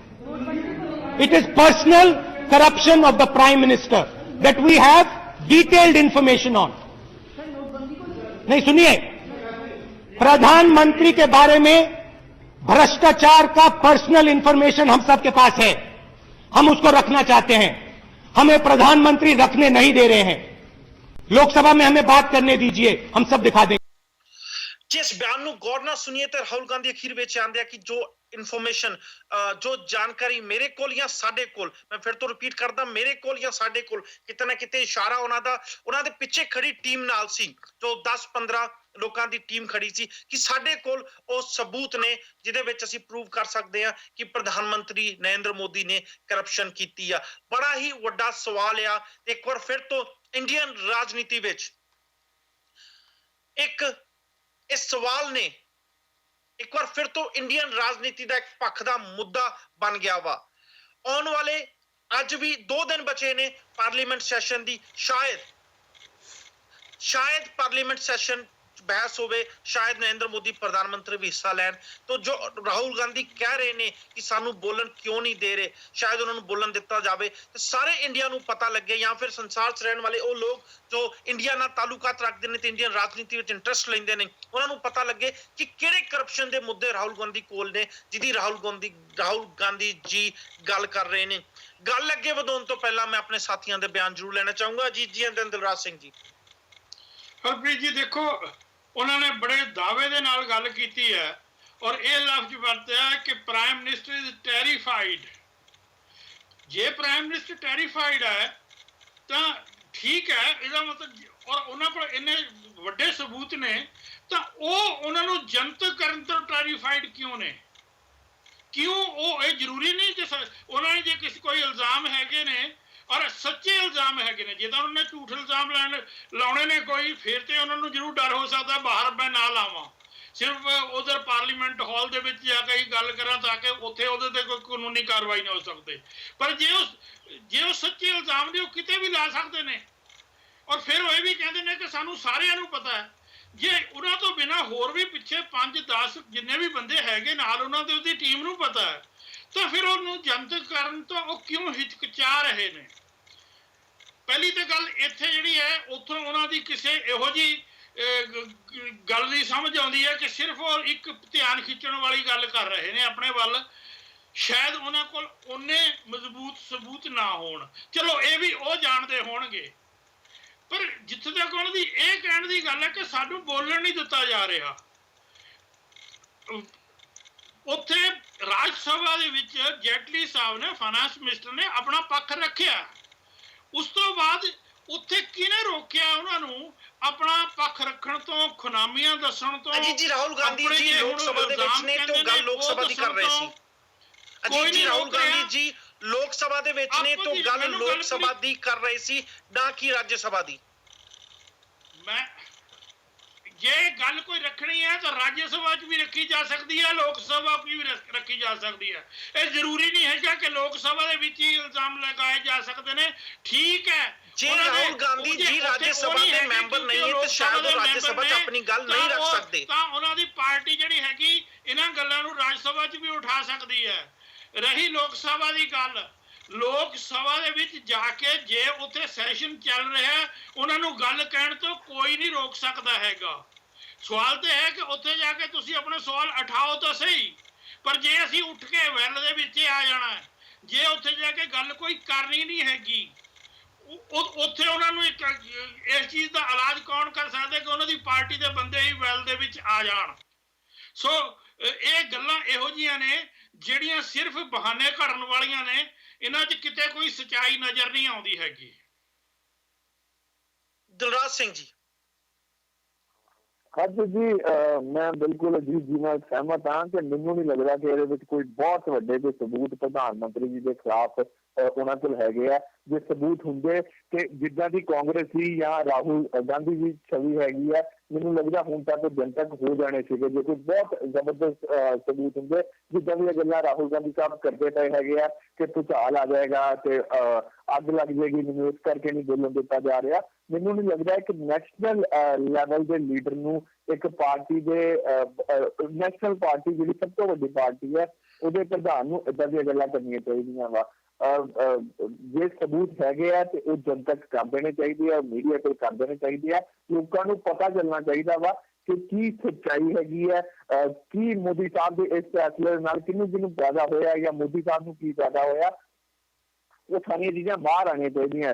No doubt कि ਬੋਲਣ ਦੇਣਾ ਚਾਹੀਦਾ ਵਾ। ਪਰ ਲੋਕ ਸਭਾ ਵਿੱਚ ਜਦੋਂ ਤੋਂ ਸੈਸ਼ਨ ਸ਼ੁਰੂ ਹੋਇਆ ਵਾ ਉਦੋਂ ਤੋਂ ਚਾਹੇ ਆਪੋਜੀਸ਼ਨ ਪਾਰਟੀ ਹੋਵੇ ਚਾਹੇ ਰੂਲਿੰਗ ਪਾਰਟੀ ਹੋਵੇ, ਦੋਨੋਂ ਹੀ ਉਨੇ ਕਲਪਰੇਟ ਹੈਗੇ ਆ। ਪਹਿਲੇ ਉਹਨਾਂ ਨੇ ਨਹੀਂ ਬੋਲਣ ਦਿੱਤਾ, ਹੁਣ ਇਹ ਨਹੀਂ ਬੋਲਣ ਦਿੰਦੇ ਪਏ। ਕਿਤੇ ਨਾ ਕਿਤੇ ਇਹ ਨਹੀਂ ਅਸੀਂ ਕਹਿੰਦੇ ਕਿ ਰੂਲਿੰਗ ਪਾਰਟੀ ਬਿਲਕੁਲ ਸਾਫ਼ ਸੁਥਰੀ ਹੈਗੀ ਹੈ। ਰੂਲਿੰਗ ਪਾਰਟੀ ਵੀ ਉੱਥੇ ਇਹ ਚੀਜ਼ ਸ਼ੇਅਰ ਕਰਨ ਦੀ ਕੋਸ਼ਿਸ਼ ਕਰਦੀ ਪਈ ਹੈ ਕਿ ਜਦੋਂ ਤੱਕ ਹਾਲਾਤ ਸਾਰੇ ਸਾਮਾन्य ਹੋਣ, ਸਹੀ ਹੋ ਜਾਣ, ਉਸ ਤੋਂ ਬਾਅਦ ਹੀ ਅਸੀਂ ਇਸ ਚੀਜ਼ 'ਤੇ ਬਹਿਸ ਕਰੀਏ ਜਾਂ ਬੋਲੀਏ। ਤੇ ਮੈਨੂੰ ਪਰਸਨਲ ਤੌਰ ਤੇ ਨਹੀਂ ਲੱਗਦਾ ਕਿ ਰਾਹੁਲ ਗਾਂਧੀ ਕੋਈ ਬਹੁਤ ਜ਼ਿਆਦਾ ਵੱਡੇ ਕੋਈ ਸਬੂਤ ਹੈਗੇ ਜਿਹਦੇ ਨਾਲ ਕੋਈ ਝਾਲ ਆ ਜਾਏਗਾ ਤੇ ਮੋਦੀ ਸਾਹਿਬ ਤੇ ਇਲਜ਼ਾਮ ਲੱਗ ਜਾਣਗੇ। ਇਹ ਇੱਕ ਹਵਾ 'ਚ ਛੱਡਿਆ ਹੋਇਆ ਤੀਰ ਹੀ ਲੱਗਦਾ। ਦੇਖੋ ਆਉਣ ਵਾਲੇ ਸਮੇਂ ਤੋਂ ਬਾਅਦ ਹੀ ਪਤਾ ਚੱਲੇਗਾ ਕਿ ਕਿੰਨੇ ਸਬੂਤ ਹੈਗੇ। ਭੁਚਾਲ ਤੇ ਸ਼ਾਇਦ ਨੋਟਬੰਦੀ ਨਾਲ ਇੰਡੀਅਨ ਰਾਜਨੀਤੀ ਵਿੱਚ ਆ ਚੁੱਕਿਆ ਵਾ। ਜਿੱਦਾਂ ਮੈਂ ਪਹਿਲਾਂ ਦੱਸ ਚੁੱਕਾ ਕਿ 2 ਦਿਨ ਪਾਰਲੀਮੈਂਟ ਦੇ ਸੈਸ਼ਨ ਦੇ ਬਚੇ ਹੋਏ ਨੇ ਤੇ ਉਮੀਦ ਇਹੀ ਕੀਤੀ ਜਾ ਰਹੀ ਹੈ ਕਿ ਪ੍ਰਧਾਨ ਮੰਤਰੀ ਲੋਕ ਸਭਾ 'ਚ ਜ਼ਰੂਰ ਜਾਣ ਤਾਂ ਕਿ ਬਹਿਸ ਹੋ ਸਕੇ। ਜਿੱਥੇ ਅਸੀਂ ਆਪੋਜੀਸ਼ਨ ਨੂੰ ਦੋਸ਼ੀ ਠਹਿਰਾ ਰਹੇ ਹਾਂ, ਉੱਥੇ ਨਰਿੰਦਰ ਮੋਦੀ ਸਾਹਿਬ ਤੇ ਵੀ ਕਿਤੇ ਨਾ ਕਿਤੇ ਇਹ ਜ਼ਰੂਰ ਸਾਨੂੰ ਮੈਨੂੰ ਕਹਿੰਦਿਆਂ ਨੂੰ ਬਿਲਕੁਲ ਵੀ ਝਕਾਟ ਨਹੀਂ ਆ ਕਿ ਨਰਿੰਦਰ ਮੋਦੀ ਸਾਹਿਬ ਜੋ ਬਾਹਰ ਬਹੁਤ ਵਧੀਆ ਸਪੀਚਾਂ ਦਿੰਦੇ ਨੇ, ਵੱਡੀਆਂ ਗੱਲਾਂ ਕਰਦੇ ਨੇ, ਕਿਉਂ ਨਹੀਂ ਜਾ ਕੇ ਚੁਣੇ ਹੋਏ ਨੁਮਾਇੰਦਿਆਂ ਵਿੱਚ ਜਾ ਕੇ ਬੈਠਦੇ ਤੇ ਉਹਨਾਂ ਦੀ ਗੱਲ ਸੁਣਦੇ, ਆਪਣੀ ਗੱਲ ਵੀ ਰੱਖਦੇ। ਜਦੋਂ ਤੁਸੀਂ ਸਟੇਜ ਤੇ ਜਾ ਕੇ ਆਪਣੀਆਂ ਗੱਲਾਂ ਰੱਖ ਸਕਦੇ ਜੋ ਤੇ ਕਿਉਂ ਨਹੀਂ ਲੋਕ ਸਭਾ ਜਾਂਦੇ। ਪਰ anyway getting back to Rahul Gandhi ji ਦੇ ਕਮੈਂਟ ਤੇ, ਰਾਹੁਲ ਗਾਂਧੀ ਦੇ ਕਮੈਂਟ ਤੇ ਆਉਂਦੇ ਆ। ਕੇਜਰੀਵਾਲ ਸਾਹਿਬ ਨੇ ਵੀ ਟਵੀਟ ਕੀਤਾ। ਆਮ ਤੌਰ ਤੇ ਕੇਜਰੀਵਾਲ ਸਾਹਿਬ ਟਵੀਟ ਕਰਨ 'ਚ ਕਾਫੀ ਜ਼ਿਆਦਾ ਤੇਜ਼ੀ ਵਿਖਾਉਂਦੇ ਨੇ ਤੇ ਇਹ ਕਿਹਾ, ਕੇਜਰੀਵਾਲ ਸਾਹਿਬ ਦਾ ਜਿਵੇਂ ਬਿਆਨ ਪੜਾ ਤਾਂ ਉਹਨੇ ਇਹ ਕਿਹਾ ਕਿ ਰਾਹੁਲ ਗਾਂਧੀ ਨੂੰ ਉਹਨਾਂ ਨੂੰ ਪਾਰਲੀਮੈਂਟ ਦੇ ਬਾਹਰ ਐਕਸਪੋਜ਼ ਕਰਨਾ ਚਾਹੀਦਾ ਹੈ। ਨਾਲ ਹੀ ਇਹ ਵੀ ਕਿਹਾ ਕਿ ਰਾਹੁਲ ਗਾਂਧੀ ਇਹ ਕਦੀ ਨਹੀਂ ਕਰਨਗੇ ਕਿਉਂਕਿ ਬੀਜੇਪੀ ਅਤੇ ਕਾਂਗਰਸ ਦੀ ਮਿਲੀ ਭੁਗਤ ਆ। ਇਹੀ ਸੇਮ ਤਰ੍ਹਾਂ ਦੀ ਰਾਜਨੀਤੀ ਨੂੰ ਆਮ ਆਦਮੀ ਪਾਰਟੀ ਪੰਜਾਬ 'ਚ ਕਰਨ ਦੀ ਕੋਸ਼ਿਸ਼ ਕਰ ਰਹੀ ਹੈ। ਸੇਮ ਤਰ੍ਹਾਂ ਦੀ ਰਾਜਨੀਤੀ ਨੂੰ ਦਿੱਲੀ 'ਚ ਕਰਨ ਦੀ ਕੋਸ਼ਿਸ਼ ਕਰ ਰਹੀ ਹੈ ਕਿ ਬੀਜੇਪੀ ਅਤੇ ਕਾਂਗਰਸ ਦੀ ਮਿਲੀ ਭੁਗਤ ਆ। ਜੇ ਦੇਖਿਆ ਜਾਵੇ ਦੋਵੇਂ ਹੀ ਵੱਡੀਆਂ ਪਾਰਟੀਆਂ ਨੇ, ਜੇ ਦੋਵਾਂ ਦੀ ਮਿਲੀ ਭੁਗਤ ਆ ਤੇ ਸ਼ਾਇਦ ਇੰਡੀਆ ਦੀ ਰਾਜਨੀਤੀ ਨੂੰ ਅਸੀਂ ਕਹਿ ਸਕਦੇ ਹਾਂ ਕਿ ਇੰਡੀਆ ਦੀ ਰਾਜਨੀਤੀ ਬਹੁਤ ਜ਼ਿਆਦਾ ਲੋਕਾਂ ਨੂੰ 125 ਕਰੋੜ ਲੋਕਾਂ 'ਚੋਂ ਵੱਡੀ ਮਾਤਰਾ 'ਚ ਲੋਕਾਂ ਨੂੰ ਸਮਝ ਨਹੀਂ ਆ ਰਹੀ ਕਿਉਂਕਿ ਉਹਨਾਂ ਨੂੰ ਇਹ ਪਤਾ ਨਹੀਂ ਲੱਗ ਰਿਹਾ ਇਹ ਦੋਵੇਂ ਪਾਰਟੀਆਂ ਮਿਲੀਆਂ ਹੋਈਆਂ ਨੇ। ਸਬਦੀਸ਼ ਜੀ, ਕੀ ਤੁਹਾਨੂੰ ਲੱਗਦਾ ਹੈ ਕਿ ਅੱਜ ਪ੍ਰਧਾਨ ਮੰਤਰੀ ਪਾਰਲੀਮੈਂਟ 'ਚ ਆਉਣਗੇ ਤੇ ਲੋਕ ਸਭਾ ਵਿੱਚ ਬਹਿਸ ਹੋਊਗੀ ਕਿ ਬੀਜੇਪੀ ਜਾਂ ਪ੍ਰਧਾਨ ਮੰਤਰੀ ਨੂੰ ਇਸ ਐਲੀਗੇਸ਼ਨ ਨੂੰ ਸੀਰੀਅਸਲੀ ਲੈਣਾ ਚਾਹੀਦਾ ਤੇ ਜਾ ਕੇ ਐਮਪੀਜ਼ ਨੂੰ ਬਹਿਸ ਕਰਨੀ ਚਾਹੀਦੀ ਹੈ ਤੇ ਇਸ ਮੁੱਦੇ ਨੂੰ ਐਡਰੈਸ ਕਰਨਾ ਚਾਹੀਦਾ ਹੈ? ਹਰਪ੍ਰੀਤ ਜੀ, ਜੇ ਮੈਂ ਅੱਜ ਦੀ ਤਰੀਕ ਦੇ ਵਿੱਚ ਪ੍ਰਧਾਨ ਮੰਤਰੀ ਨਰਿੰਦਰ ਮੋਦੀ ਤੇ ਆਪੋਜੀਸ਼ਨ ਦੇ ਪ੍ਰਮੁੱਖ ਨੇਤਾ ਰਾਹੁਲ ਗਾਂਧੀ ਬਾਰੇ ਚਰਚਾ ਕਰਾਂ ਤਾਂ ਮੈਂ ਕਹਾਂਗਾ ਇਹਨਾਂ ਦੋਨਾਂ ਹੱਥਾਂ ਦੇ ਵਿੱਚ ਲੱਡੂ ਨੇ। ਜੇ ਰਾਹੁਲ ਗਾਂਧੀ ਸੱਚਮੁੱਚ ਬੋਲ ਲੈਂਦੇ ਨੇ ਤੇ ਉਹਦੇ ਨਾਲ ਦੇਸ਼ ਦੀ ਰਾਜਨੀਤੀ ਦੇ ਵਿੱਚ ਇੱਕ ਤੂਫਾਨ ਉੱਠ ਕੇ ਖੜਾ ਹੋ ਜਾਂਦਾ ਤੇ ਉਸ ਤੂਫਾਨ ਦਾ ਰਿਕਾਰਡ ਪਾਰਲੀਮੈਂਟ ਦੇ ਵਿੱਚ ਦਰਜ ਹੋ ਜਾਂਦਾ ਤਾਂ ਰਾਹੁਲ ਗਾਂਧੀ ਦੇ ਇਤਿਹਾਸਕ ਤੌਰ ਦੇ ਉੱਤੇ ਬਹੁਤ ਵੱਡੀ ਉਹਨਾਂ ਦੀ ਪ੍ਰਾਪਤੀ ਮੰਨੀ ਜਾਏਗੀ। ਜੇ ਪ੍ਰਧਾਨ ਮੰਤਰੀ ਉੱਥੇ ਬੋਲਦੇ ਨੇ ਤੇ ਅਹੁਦੇ ਦਾ ਸਨਮਾਨ ਕਰਦੇ ਹੋਏ ਆਪੋਜੀਸ਼ਨ ਉਹਨਾਂ ਨੂੰ ਬੋਲਣ ਦਾ ਮੌਕਾ ਦੇ ਦਿੰਦੀ ਆ ਤਾਂ ਪ੍ਰਧਾਨ ਮੰਤਰੀ ਜੋ ਕਹਿ ਜਾਣਗੇ ਆਪੋਜੀਸ਼ਨ ਦੇ ਖਿਲਾਫ, ਕਿਉਂਕਿ ਪਾਰਲੀਮੈਂਟ ਸੈਸ਼ਨ ਉਸ ਤੋਂ ਤੁਰੰਤ ਬਾਅਦ ਓਵਰ ਹੋ ਜਾਣਾ, ਪ੍ਰਧਾਨ ਮੰਤਰੀ ਨੂੰ ਲੋਕ ਸਭਾ ਦੇ ਵਿੱਚ ਸਾਹਮਣਾ ਨਹੀਂ ਕਰਨਾ ਪਵੇਗਾ, ਮੀਡੀਆ ਦੇ ਵਿੱਚ ਚਰਚਾ ਹੁੰਦੀ ਰਹੇਗੀ। ਤੇ ਜੇ ਆਪੋਜੀਸ਼ਨ ਉਹਨਾਂ ਦੇ ਇਲਜ਼ਾਮਾਂ ਨੂੰ ਜਿਹੜੇ ਉਹਨਾਂ ਨੇ ਬਾਹਰ ਲਾਏ ਉਹੀ ਇਲਜ਼ਾਮ ਜੇ ਉਹ ਅੰਦਰ ਵੀ ਉਸੇ ਢੰਗ ਦੇ ਨਾਲ ਉਸੇ ਟੋਨ ਦੇ ਨਾਲ ਦੁਹਰਾਉਣਗੇ ਤੇ ਆਪੋਜੀਸ਼ਨ ਉਹਨਾਂ ਦੇ ਭਾਸ਼ਣ ਦੇ ਵਿੱਚ ਖਲਲ ਪੈਦਾ ਕਰੇਗੀ ਤੇ ਪ੍ਰਧਾਨ ਮੰਤਰੀ ਦੀ ਪਾਰਟੀ ਕੋਲੇ ਇਹ ਹੱਕ ਹੋਵੇਗਾ ਕਿ ਉਹ ਆਪੋਜੀਸ਼ਨ ਦੇ ਖਿਲਾਫ ਬੋਲਣ ਕਿ ਉਹਨਾਂ ਨੂੰ ਬੋਲਣ ਨਹੀਂ ਦਿੱਤਾ। ਇਸ ਕਰਕੇ ਉਹ ਦੋਨੋਂ ਹੱਥਾਂ ਦੇ ਵਿੱਚ ਲੱਡੂ ਵਾਲੇ ਨੇਤਾ ਅੱਜ ਅਸੀਂ ਚਰਚਾ ਦੇ ਵਿੱਚ ਲੈ ਕੇ ਆਏ ਹਾਂ ਔਰ ਮੈਨੂੰ ਲੱਗਦਾ ਅਸੀਂ ਹੀ ਇਹਦੇ ਉੱਤੇ ਚਰਚਾ ਕਰਾਂਗੇ। ਉਹਨਾਂ ਦੋਨਾਂ ਦੇ ਵਿੱਚ ਚਰਚਾ ਦੇ ਵਿੱਚੋਂ ਸ਼ਾਇਦ ਕੋਈ ਬਹੁਤ ਜ਼ਿਆਦਾ ਨਿਕਲ ਕੇ ਨਾ ਆ ਸਕੇ। ਜੇ ਪ੍ਰਧਾਨ ਮੰਤਰੀ ਉੱਤੇ ਲਾਏ ਗਏ ਇੱਕ ਹੋਰ ਇਲਜ਼ਾਮ ਦੀ ਗੱਲ ਕਰਾਂ ਜੋ ਕਿ ਕੇਜਰੀਵਾਲ ਸਾਹਿਬ ਵੱਲੋਂ ਪਿਛਲੇ ਕੁਝ ਦਿਨ ਪਹਿਲਾਂ ਲਾਏ ਗਏ ਸੀ, ਉਹਦੇ ਵਿੱਚ ਵੀ ਪ੍ਰਧਾਨ ਮੰਤਰੀ ਉੱਤੇ ਕਰਪਸ਼ਨ ਦੇ ਚਾਰਜ ਲਾਏ ਗਏ ਸੀ। ਇੱਕ ਪੇਪਰ ਵਿਖਾਇਆ ਗਿਆ ਸੀ, ਜਿਸ ਪੇਪਰ ਦੀ ਗੱਲ ਕਰਾਂ ਸਹਾਰਾ ਬਿਰਲਾ ਇਨਕਮ ਟੈਕਸ ਰੇਟ ਵਿੱਚ ਇਹ ਪੇਪਰ ਫੜਿਆ ਗਿਆ ਸੀ ਜਿਹਦੇ ਵਿੱਚ ਕੀ ਇਹ ਲਿਖਿਆ ਗਿਆ ਸੀ ਗੁਜਰਾਤ ਸੀਐਮ 25 ਕਰੋੜ ਤੇ 12 ਡਨ ਤੇ ਬਾਕੀ ਰੈਸਟ ਦੇ ਨਾਲ ਕੁਐਸਚਨ ਮਾਰਕ ਮਾਰਿਆ ਸੀ। ਕੁੱਲ ਮਿਲਾ ਕੇ ਜੇ ਮੈਂ ਪੰਜਾਬੀ ਦੱਸਾਂ ਗੁਜਰਾਤ ਚੀਫ ਮਿਨਿਸਟਰ 25 ਕਰੋੜ ਤੇ 12 ਦੇ ਦਿੱਤੇ ਨੇ ਤੇ ਬਾਕੀ ਬਚੇ ਹੋਏ ਉੱਤੇ ਕੁਐਸਚਨ ਮਾਰਕ ਮਾਰਿਆ ਸੀ। ਇੱਕ ਐਨਜੀਓ ਵੱਲੋਂ ਇਹ ਪੇਪਰ ਜਨਤਕ ਕੀਤਾ ਗਿਆ ਸੀ। ਐਨਜੀਓ ਨੇ ਕੋਰਟ ਵਿੱਚ ਇੱਕ ਪਟੀਸ਼ਨ ਲਾਈ ਸੀ ਤੇ ਇਸ ਮਾਮਲੇ ਉੱਤੇ ਇਨਕੁਆਇਰੀ ਕਰਨ ਦੀ ਗੱਲ ਕੀਤੀ ਸੀ। ਪ੍ਰਸ਼ਾਂਤ ਭੂਸ਼ਣ ਅਤੇ ਇੱਕ ਹੋਰ ਨਾਮੀ ਵਕੀਲ ਕੋਰਟ ਵਿੱਚ ਇਹ ਕੇਸ ਲੜ ਰਹੇ ਸੀ। ਕੱਲ ਇਸ ਕੇਸ ਦੀ ਇੱਕ ਤਰੀਕ ਪਈ ਹੈ, ਤੋਂ ਪਹਿਲਾਂ ਵੀ ਇੱਕ ਤਰੀਕ ਪਈ ਸੀ ਜਦੋਂ ਕਿ ਕੋਰਟ ਨੇ ਇਸ ਐਨਜੀਓ ਨੂੰ ਪੁਖਤਾ ਸਬੂਤ ਪੇਸ਼ ਕਰਨ ਨੂੰ ਕਿਹਾ ਸੀ। ਸਿਰਫ ਕਾਗਜ਼ ਦੇ ਟੁਕੜੇ ਤੇ ਸਿਰਫ ਇੰਨਾ ਲਿਖਿਆ ਹੋਣਾ Gujarat dash CM 25 crore 12 done ਤੇ ਰੈਸਟ ਕੁਐਸਚਨ ਮਾਰਕ ਨੂੰ ਸਬੂਤ ਮੰਨ ਕੇ ਤੁਸੀਂ ਕਿਹਾ ਤੇ ਇਨਵੈਸਟੀਗੇਸ਼ਨ ਨਹੀਂ ਕਰ ਸਕਦੇ। 12-15 ਦਿਨਾਂ ਦਾ ਸਮਾਂ ਮੰਗਿਆ ਗਿਆ ਸੀ ਐਨਜੀਓ ਦੇ ਵਕੀਲਾਂ ਵੱਲੋਂ, ਪ੍ਰਸ਼ਾਂਤ ਭੂਸ਼ਣ ਅਤੇ ਉਹਨਾਂ ਦੇ ਦੂਜੇ ਨਾਲ ਸਹਿਯੋਗੀ ਵਕੀਲ ਮੰਗੋ, ਪਰ ਕੱਲ ਵੀ ਕੋਈ ਸਬੂਤ ਨਹੀਂ ਪੇਸ਼ ਕੀਤੇ ਗਏ। ਫਾਈਨਲੀ ਸੁਪਰੀਮ ਕੋਰਟ ਨੇ ਫਟਕਾਰ ਲਾਉਂਦੇ ਹੋਏ ਕਿ ਜੇ ਤੁਹਾਨੂੰ ਇੱਕ ਕਾਗਜ਼ ਦਾ ਟੁਕੜਾ ਮਿਲ ਜਾਂਦਾ ਵਾ ਜਿੱਤੇ ਲਿਖਿਆ ਗੁਜਰਾਤ ਸੀਐਮ 25 ਕਰੋੜ ਤੇ 12 ਡਨ ਰੈਸਟ ਕੁਐਸਚਨ ਮਾਰਕ, ਉਹ ਨੂੰ ਬਣਾ ਕੇ ਪ੍ਰਧਾਨ ਮੰਤਰੀ ਉੱਤੇ ਐਲੀਗੇਸ਼ਨ ਨਹੀਂ ਲਾਉਣੇ ਚਾਹੀਦੇ। ਜੇ ਤੁਹਾਨੂੰ ਲੱਗਦਾ ਹੈ ਕਰਪਸ਼ਨ ਹੋਈ ਹੈ, ਤੁਹਾਡੇ ਕੋਲ ਸਬੂਤ ਆ ਤੇ ਪੁਖਤਾ ਸਬੂਤ ਪੇਸ਼ ਕਰੋ ਤਾਂ ਕਿ ਅਸੀਂ ਵੀ ਇਨਕੁਆਇਰੀ ਆਰਡਰ ਕਰ ਸਕੀਏ। ਸਿਰਫ ਇੱਕ ਕਾਗਜ਼ ਦੇ ਟੁਕੜੇ ਨੂੰ ਕਰਪਸ਼ਨ ਦੇ ਚਾਰजेस ਨਹੀਂ ਮੰਨਿਆ ਜਾ ਸਕਦਾ। ਹਰਪ੍ਰੀਤ ਜੀ ਦੇਖੋ, ਕਰਪਸ਼ਨ ਦੀ ਪਰਸੈਪਸ਼ਨ ਦੇ ਉੱਤੇ ਦਿੱਲੀ ਦੇ ਵਿੱਚ ਕੇਜਰੀਵਾਲ ਸਾਹਿਬ ਨੂੰ ਸਰਕਾਰ ਮਿਲੀ ਹੈ। ਇੱਕ ਵਾਰੀ ਟੋਕਣਾ ਚਾਹੂੰਗਾ ਜੀ, ਅੱਗੇ ਤੋਂ ਅੱਗੇ ਉਹ ਵਰਤਣਾ ਚਾਹੁੰਦੇ ਨੇ, ਉਸੇ ਪਰਸੈਪਸ਼ਨ ਨੂੰ ਜਿਹੜੀ ਹੈਗੀ ਉਹ ਮੋਦੀ ਸਾਹਿਬ ਦੇ ਅਗੇਂਸਟ ਕ੍ਰੀਏਟ ਕਰਨਾ ਚਾਹੁੰਦੇ ਨੇ। ਕਿੰਨੀ ਕੁ ਹੁੰਦੀ ਹੈ ਕਿੰਨੀ ਕੁ ਨਹੀਂ ਹੁੰਦੀ ਬਾਅਦ ਦੀ ਗੱਲ ਹੈ।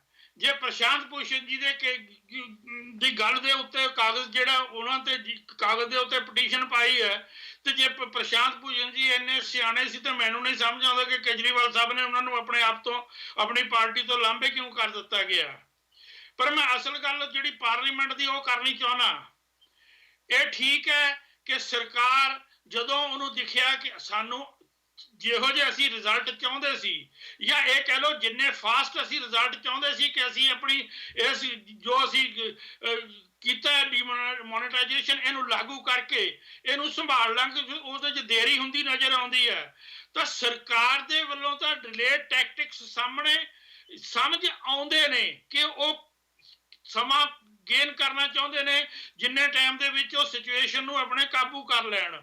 ਪਰ ਇਸ ਗੱਲ ਦੀ ਸਮਝ ਨਹੀਂ ਆਉਂਦੀ ਹੈਗੀ ਕਿ ਆਪੋਜੀਸ਼ਨ ਪਾਰਟੀ ਉਹਦੇ ਔਗਣ ਗਣਾਉਣ ਦੇ ਵਿੱਚ ਉਹਦੇ ਵਿੱਚ ਕੀ ਸੁਧਾਰ ਹੋਣਾ ਚਾਹੀਦਾ ਸੀ, ਕਿਉਂ ਨਹੀਂ ਲਾਗੂ ਕਰਨੀ ਚਾਹੀਦੀ ਸੀ, ਜੇ ਲਾਗੂ ਕਰਨੀ ਚਾਹੀਦੀ ਸੀ ਤਾਂ ਕਿਵੇਂ ਲਾਗੂ ਕਰਨੀ ਚਾਹੀਦੀ ਸੀ, ਘੱਟੋ ਘੱਟ ਉਹਦੀਆਂ ਖਾਮੀਆਂ ਤੇ ਉਹਨੂੰ ਕਿਵੇਂ ਕਰਨਾ ਚਾਹੀਦਾ, ਇਹ ਸੁਝਾਅ ਦੇਣ ਦੀ ਬਜਾਏ ਇਸ ਗੱਲ ਦਾ ਮੁੱਦਾ ਬਣਾ ਕੇ ਕਿ ਪ੍ਰਧਾਨ ਮੰਤਰੀ ਜਿਹੜੇ ਹੈਗੇ ਉਹ ਮਾਫੀ ਮੰਗਣ ਜਾਂ ਉਸ ਤੋਂ ਬਾਅਦ VOTING ਦੇ ਆਧਾਰ ਤੇ ਬਹਿਸ ਹੋਵੇ।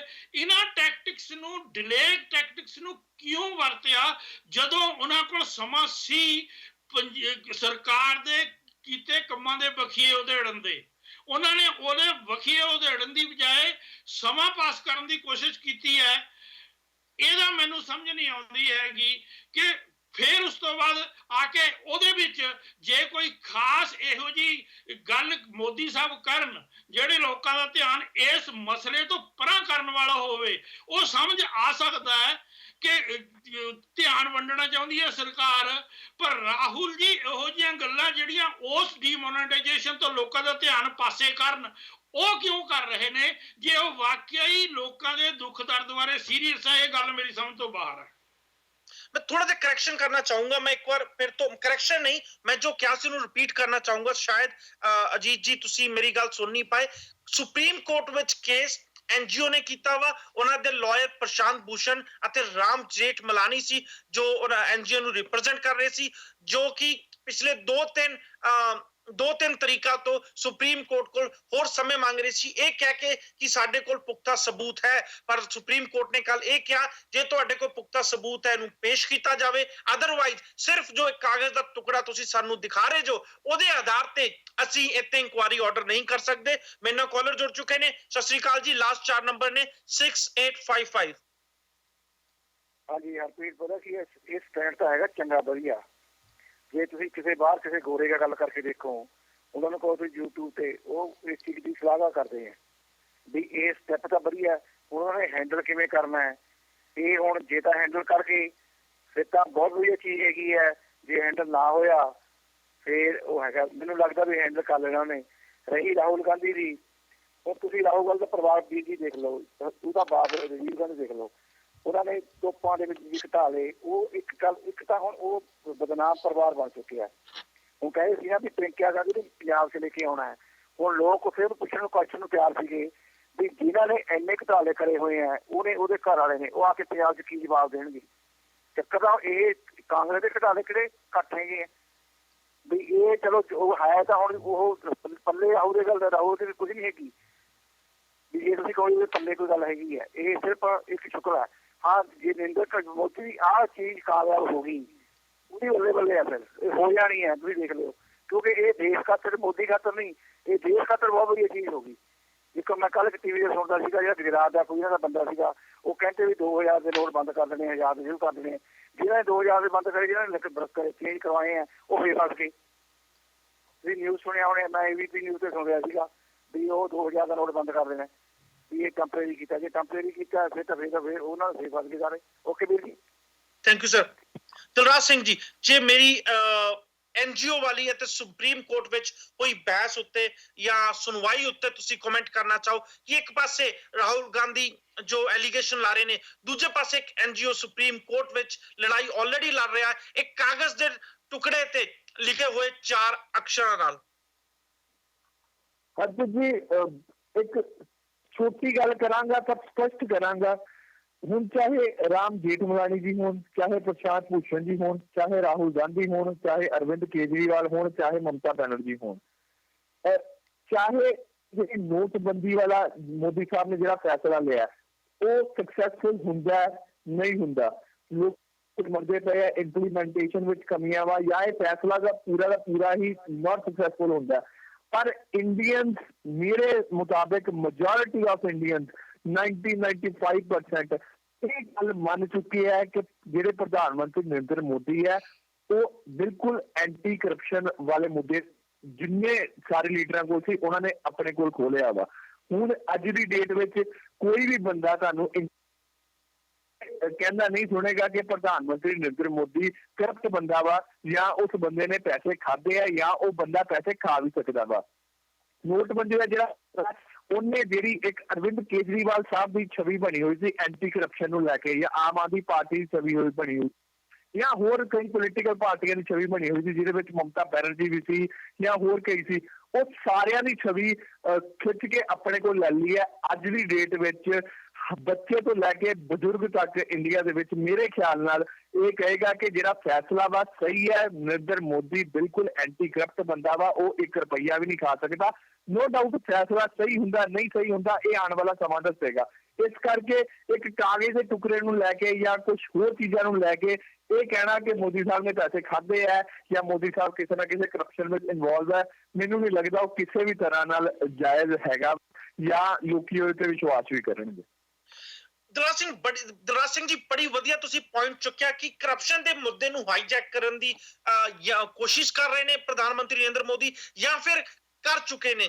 ਕੱਲ economic Times Asian business leader conclave 2016 ਜੋ ਕਿ ਮਲੇਸ਼ੀਆ ਵਿੱਚ ਕੋਲਾਲੰਪੁਰ ਚ ਹੋ ਰਿਹਾ ਸੀ ਉੱਥੇ ਵੀ ਟੈਲੀ ਕਾਨਫਰੰਸ ਦੇ ਰਾਹੀਂ ਵੀਡੀਓ ਕਾਨਫਰੰਸ ਦੇ ਰਾਹੀਂ ਪ੍ਰਧਾਨ ਮੰਤਰੀ ਜੁੜੇ ਸੀ ਭਾਸ਼ਣ ਦੇ ਰਹੇ ਸੀ। ਤਾਂ ਉਹਨਾਂ ਦੇ ਭਾਸ਼ਣ ਦੇ ਕੁਝ ਸ਼ਬਦ ਮੈਂ ਤੁਹਾਡੇ ਨਾਲ ਜ਼ਰੂਰ ਸਾਂਝੇ ਕਰਨਾ ਚਾਹੂੰਗਾ ਕਿ ਬਲੈਕ ਮਨੀ ਅਤੇ ਕਰਪਸ਼ਨ ਮੇਰਾ ਮੁੱਖ ਏਜੰਡਾ ਵਾ ਕਿ ਆਪੋਜੀਸ਼ਨ ਪਾਰਟੀਆਂ ਵੀ ਇਸ ਮੁੱਦੇ ਨੂੰ ਹਾਈਜੈਕ ਹੋਣ ਦੇ ਕਾਰਨ ਜਾਂ ਹਾਈਜੈਕ ਹੁੰਦਿਆਂ ਦੇਖਦੇ ਕਾਰਨ ਪ੍ਰਧਾਨ ਮੰਤਰੀ ਉੱਤੇ ਇੰਨੇ ਸੰਗੀਨ ਇਲਜ਼ਾਮ ਲਾ ਰਹੇ ਨੇ।